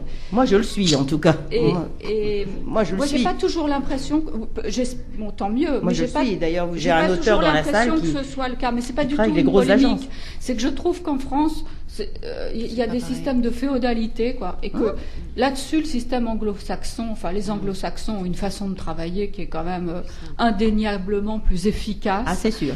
Qu'ils ne passent pas leur temps à faire des ragots sur les uns et sur les autres et sur leurs humeurs, leur ci, leur ça, la façon dont ils vivent, etc. Et dont ils mais que le geste professionnel est la chose que l'on juge aux États-Unis et rien d'autre. Enfin, aux États-Unis, chez les anglo-saxons. Et du coup, je dirais cette espèce de verticalité qu'il y a fait que, oui, il y a un fonctionnement, une réelle synergie par rapport à ce qui est l'atome de notre métier, c'est un projet. Un projet, le désir d'un producteur, ça peut être d'un acteur ou ça peut être d'un réalisateur de faire un film. Puisque c'est ça, nos objets. C'est des films qui aboutissent sur des écrans. D'ailleurs, ça, il faudra se poser la question des écrans un jour. Il faut même se la poser assez rapidement. Mais en France, on a le sentiment, je ne sais pas ce que vous pensez, que c'est une espèce d'horizontalité terrifiante, que c'est un pouvoir puis un autre, un guichet, l'avance, la région, le machin, vous voyez, et que cette chose-là, finalement, n'arrive pas à se remettre debout, quoi. C'est ce que je disais d'ailleurs, c'est que c'est en fait, malheureusement, le mot me plaît pas, mais c'est un contre-pouvoir. C'est-à-dire qu'en fait, à un moment donné, comment faire pour que la chose puisse se rétablir, comment faire un contre-pouvoir, même si je n'aime pas le mot, mais comment faire pour qu'effectivement il n'y ait pas que de l'horizontalité, mais des transversalités, et que les gens puissent communiquer simplement, qu'on soit pas obligé d'attendre 3 semaines, 1 mois, 10 mois pour qu'on nous lise un scénario ou pour qu'on nous reçoive, que toutes les transversalités effectivement s'effectuent. Alors je pense que c'est aussi pour ça que moi j'aime beaucoup dire aussi qu'à l'intérieur de l'agence, je ne suis pas seulement moi le défenseur des gens que je représente, mais que les gens que je représente me défendent aussi. Parce que sinon, s'il y a à nouveau sorte de « Ah non, mais alors, tu comprends, moi, j'ai un agent, mais j'ai la honte parce que le fait d'avoir un agent, c'est d'être prétentieux. » Des fausses idées, plein de fausses idées, plein de vieux concepts français qui disent que, attention, si on a ci, ça va faire... Non, il faut évoluer. Les anglo-saxons n'ont absolument pas peur de dire qu'ils ont un agent. Voilà. Ici, on a la trouille de dire qu'on a un agent. Oui, mais c'est leur mode de fonctionnement. L'agent ne fait pas le système, Sally, excusez-moi, l'agent n'est pas la base du système. Ah bah bien sûr que non. Dans les pays anglo-saxons, c'est l'inverse. C'est le projet à la base du système. Et tout le monde ils ont d'abord des projets, et puis ils ont... comment on pourrait dire, une circularité autour qui fait que ces projets, ils aboutissent, quoi. Oui, mais parce qu'on n'a pas ce pouvoir. On n'a pas ce pouvoir. Oui, non, mais moi, je pense que, comme vous dites, il y a quelque chose, il y a du boulot. Il y a du boulot. Comme il nous reste qu'un quart d'heure, je vais donner un petit peu de pouvoir à la salle. Vous intervenez librement, il y a un micro qui circule, levez la main, posez des questions. Tout est possible. Bien sûr. Monsieur. Ah non. Madame. Oui, non. C'est qui? Monsieur, finalement. Moi, Michel Abramovitch de l'AFC. Moi, je voudrais savoir d'où viennent les agents. C'est peut-être aussi pour ça qu'on a ce genre de problème en France. Aux États-Unis, c'est des gens qui sortent de l'industrie du cinéma. En général, en France, c'est des gens c'est des anciens directeurs de production, c'est des gens qui ont fait de la pub, qui n'ont aucun rapport avec le cinéma. En tout cas, à l'origine. Je ne sais pas ce qu'il en est aujourd'hui. Et moi, je voudrais savoir comment on se forme à être agent et d'où on vient, puisqu'on en a parlé aujourd'hui sur les techniciens. Donc la question est directement pour vous, Alors moi, je peux parler de moi parce que je ne veux pas parler des autres. Moi, en l'occurrence, je viens vraiment du cinéma, même si j'ai été comédienne pendant quelques années. Et puis, j'ai une formation juridique. Donc, voilà.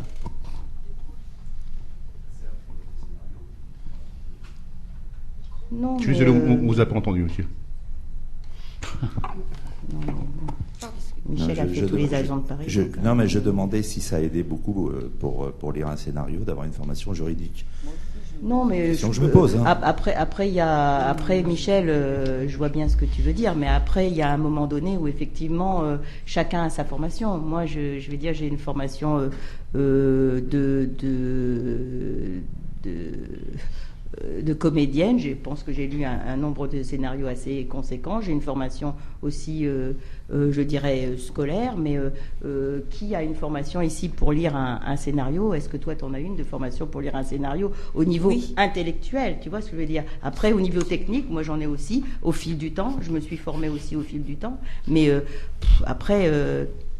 je veux dire, est-ce qu'il y a une école d'agents? Non, il n'y en a pas. Après, je pense que il y a une humilité à vouloir faire un métier. Et pour faire un métier, cette humilité veut que tu te formes avec diverses. J'ai fait j'ai été prendre des stages au scénario. J'ai fait moi mon parcours, mais je ne connais pas le parcours des autres. Oui, bonjour, Philippe Loranchet, journaliste Écran Total. Qu'il y ait un remplacement des chefs de poste, je dirais c'est dans la nature des choses. Les générations se succèdent et puis ça existe depuis l'origine du cinéma. Ce que j'ai l'impression là, c'est que cette étude met en évidence un nombre important, une proportion importante de renouvellement de chefs de poste.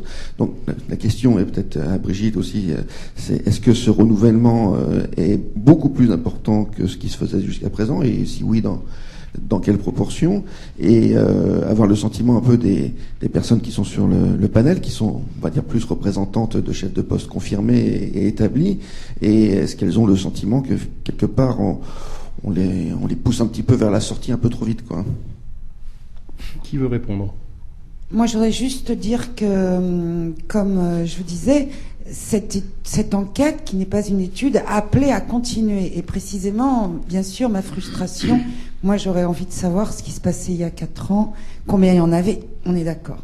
Mais on n'est ni la SOFRES, ni la direction des études du CNC, on a fait ce qu'on a pu.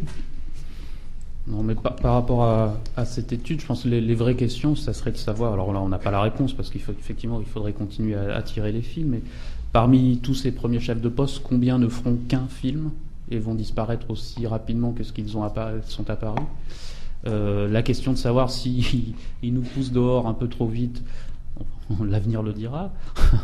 Mais ce qui est surtout plus embêtant, c'est que c'est plutôt le sentiment d'avoir des productions qui s'arrangent parfaitement de cette situation, parce que si on regarde le détail des budgets, on voit qu'il y a quand même des fictions en dessous du million d'euros, et on se demande comment ça peut fonctionner et quel type de salaire ont accepté ces chefs de poste pour faire ces films, et qu'est-ce que ça veut dire de la valorisation de nos savoir-faire quand on commence à accepter des films au SMIC ou voire parfois encore moins. D'ailleurs, le pourcentage des films à moins d'1 million d'euros, il est énorme. Il n'est pas négligeable. Alors, il y a des documentaires dedans quand même, mais quand même, il y a des fictions. Il y a une fiction à 140 000 euros. Bon, qu'est-ce que ça veut dire? Je connais pas le film, c'est peut-être, ça n'a rien à voir avec la qualité du film, mais c'est une vraie question qui se pose sur la valorisation de nos savoir-faire et qu'est-ce qu'elle vaut aux yeux des producteurs, qui, je pense, s'arrange très bien de ce système-là et s'arrange très bien de la disparition de la carte CNC qui, à mon avis, précipite un peu ce phénomène. Moi, pour répondre à la question, en fait, ce qui me pose question, c'est la modification de ce qu'est une image au cinéma, quoi. C'est-à-dire que les grands maîtres de l'argentique, là, bon, Pierre Lhomme, Renato Berta, William Lubchansky, et puis nous qui l'avons quand même beaucoup pratiqué, je dirais la génération suivante, oui, 2 générations suivantes même. Finalement, on appréhende les outils numériques avec beaucoup moins d'évidence que des gens beaucoup plus jeunes. Et du coup, ce que je trouverais vraiment intéressant, c'est que cette modification culturelle de l'image, qui est évidente, qui va prendre un certain temps, mais qui en même temps, cette très grande définition, ce côté lisse des images, qui est d'une certaine manière irréductible,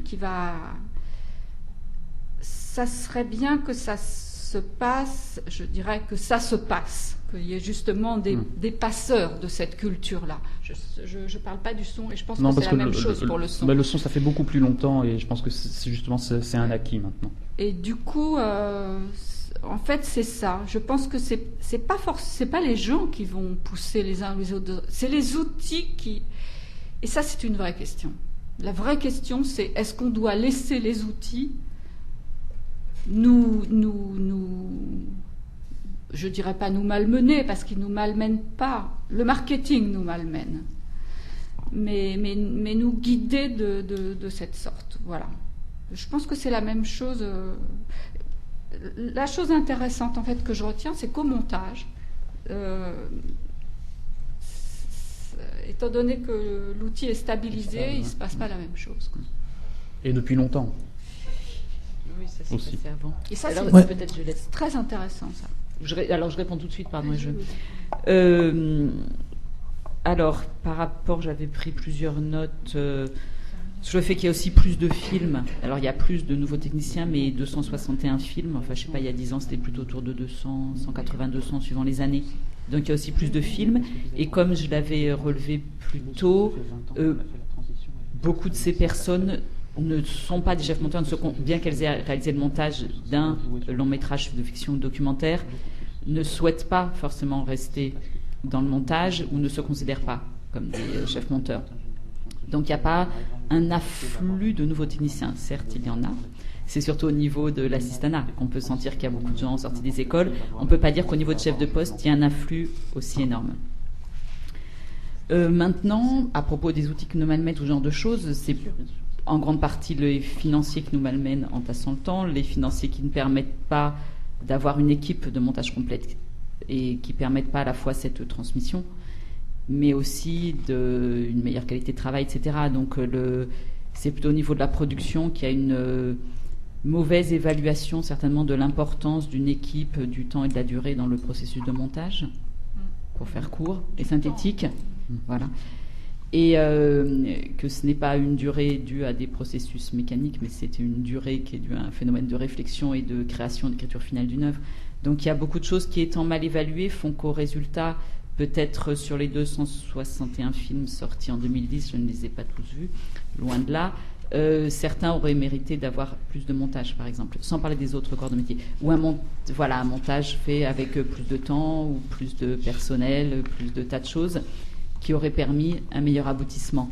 Donc là, le problème de l'évolution technique, il n'est pas dans l'évolution technique, il est dans certaines conséquences, effectivement, sur la réflexion, le temps de la réflexion et le temps de l'équipe de la transmission. Donc que des jeunes techniciens prennent la place de plus âgés qui travaillent de moins en moins, c'est dans l'ordre des choses et ça l'a toujours été. Mais chacun aura-t-il la possibilité de transmettre ou d'apprendre, suivant la position dans laquelle il se pose. C'est là un problème qui est effectivement beaucoup lié à la finance de la profession, plus qu'au montage. Moi, je voulais intervenir juste sur le fait qu'on a une chance inouïe qui est 261 films qui se fassent en France. On est quand même, je ne sais pas, le 3e, 4e pays au monde qui produisent des films. C'est des films qui existent, ils sont identifiés, ils sont montrés, même si c'est un petit peu éphémère la façon dont... Un petit bémol, ils sont montrés dans quelles conditions la question. Non, mais on peut dire tout à l'heure sur l'idée de la diffusion et des salles. Non, mais bien... Oui, je suis Dominique Gentil, directeur de la photo, et je fais partie de l'AFC. Oui, mais enfin bon, on peut là-dessus, mais c'est quand même aussi formidable. Et pourquoi il y a ce potentiel? Pourquoi le cinéma français existe autant que ça? Et je pense, pour diverses raisons, il y a un vivier, mais aussi il y avait une institution qui était formidable, qui est le CNC, dont on a un petit peu pas parlé, et qui se dilait, ou je sais pas, qui disparaît, qui n'existe plus, et qui offre des moyens de financement, qui offre des quoi? Tu disais quoi? Non, mais qui offre des moyens de financement et si on veut, le fait que ces institutions ne remplissent plus leur rôle, c'est aussi une des raisons pour lesquelles, c'est quelque chose qu'il faut. Bon, c'est bien d'être libre, mais cette institution est très très forte et c'est un modèle dans le monde. Et on n'a pas beaucoup parlé que bon, c'est pas automatiquement la carte professionnelle qui était qui est quelque chose de une réglementation tout à fait qui était bonne et lourde aussi, qui avait ses contraintes, qui n'a pas toujours été joué le rôle qu'elle aurait pu avoir, mais en même temps qui fait qu'il y avait un cinéma riche. Et voilà, et je voulais un petit peu juste dire qu'en fait cette institution, par le fait qu'il y ait ce chaos, c'est qu'il y a une déréglementation qui a pu, maintenant il n'y a plus besoin de cette tutelle et de ce rôle disparaît, c'est vraiment dommage. Voilà. Moi je voudrais... Elle est toujours là, la tutelle, elle est toujours là. Oui, mais non, parce que t'as plus besoin d'agrément. L'agrément ne sert plus à rien. Il y a des combines, il y a des espèces de choses. Avant, il y avait un nombre de postes pour faire un film, pour qu'il soit identifié, pour avoir des financements, pour toucher l'avance sur recette. Il fallait un certain nombre de postes identifiés. Maintenant, il n'y a plus ce poste, il n'y a plus besoin. On fait n'importe qui peut se déclarer cette disparition. Alors, et le fait qu'il n'y ait rien d'autre à la place de la carte professionnelle, c'est dommage. Pas Dominique, mais c'est vrai. Mais alors dans ce cas-là, on le dit clairement, la dérégularisation, elle est en ce qui concerne les filières professionnelles. Voilà. Là, elle est catastrophique. Mais il y a d'autres endroits où le CNC fonctionne et continue à une relative régulation des choses, entre autres ce qu'on appelle l'avance sur recette, c'est-à-dire une aide à l'artistique qui est énorme. Non, mais bien sûr, mais il faut que cette institution existe. Une aide aux industries techniques aussi. D'accord. Non, mais attends, c'est pas la polémique. C'est pas du tout la polémique que je voulais soulever. C'est le fait qu'au niveau des techniciens, il y a une disparition du rôle qui était important. Je pense que c'est à nous d'arriver à nous organiser et à leur montrer. C'est notre travail. Alors évidemment, c'est un travail énorme que ça nous demande. Mais c'est vrai que je pense que les périodes d'individualisme ou la période d'individualisme de ce métier doit cesser, quoi.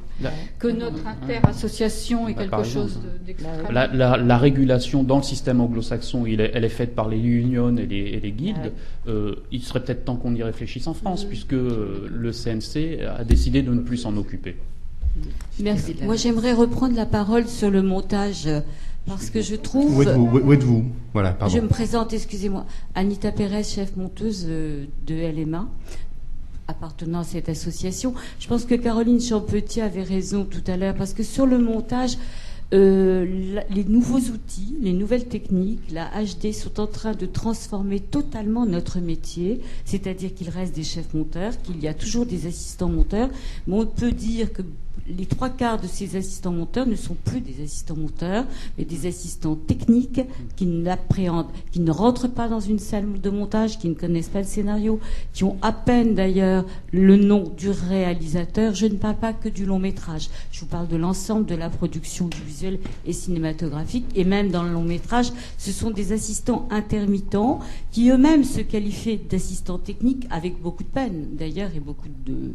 Donc ça veut dire qu'il y a quand même... La filière du montage, elle est en train de disparaître.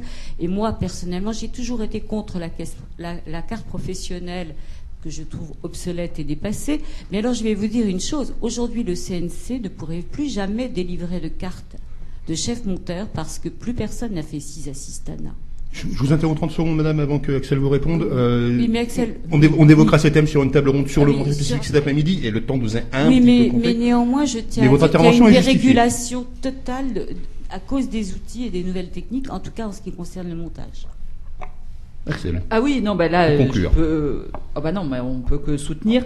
Mais la filière est en train de disparaître, me semble être un terme légèrement exagéré. La transmission, oui.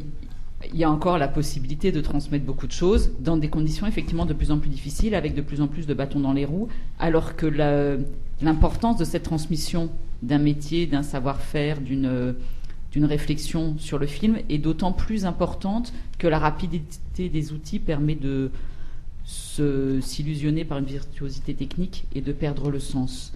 Donc alors que cette transmission est de plus en plus difficile, elle est au contraire de plus en plus nécessaire, je pense. Elle existe encore un petit peu, et en tout cas, nous espérons nous battre pour la maintenir. Donc, une toute dernière question. Oui, bonjour, Alain Coiffier. Je m'aperçois qu'à cette table, il n'y a pas de directeur de production. Et il n'aurait pas survécu. Il y en aura. Non, mais ce que je voulais dire, il y en aura cet après-midi sur une table ronde. Hein. Non, mais ce que je voulais dire quand même, c'est que moi-même, j'ai eu à organiser beaucoup de débats, à les sponsoriser, etc. Et que il est très très difficile d'asseoir à la table d'un débat un directeur de production.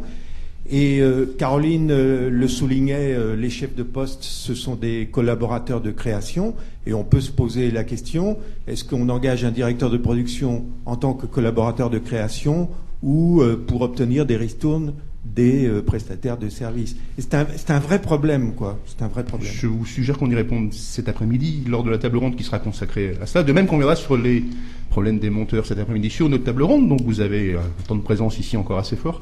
Merci d'avoir participé à cette première table ronde, même si on a été un peu court sur certains sujets.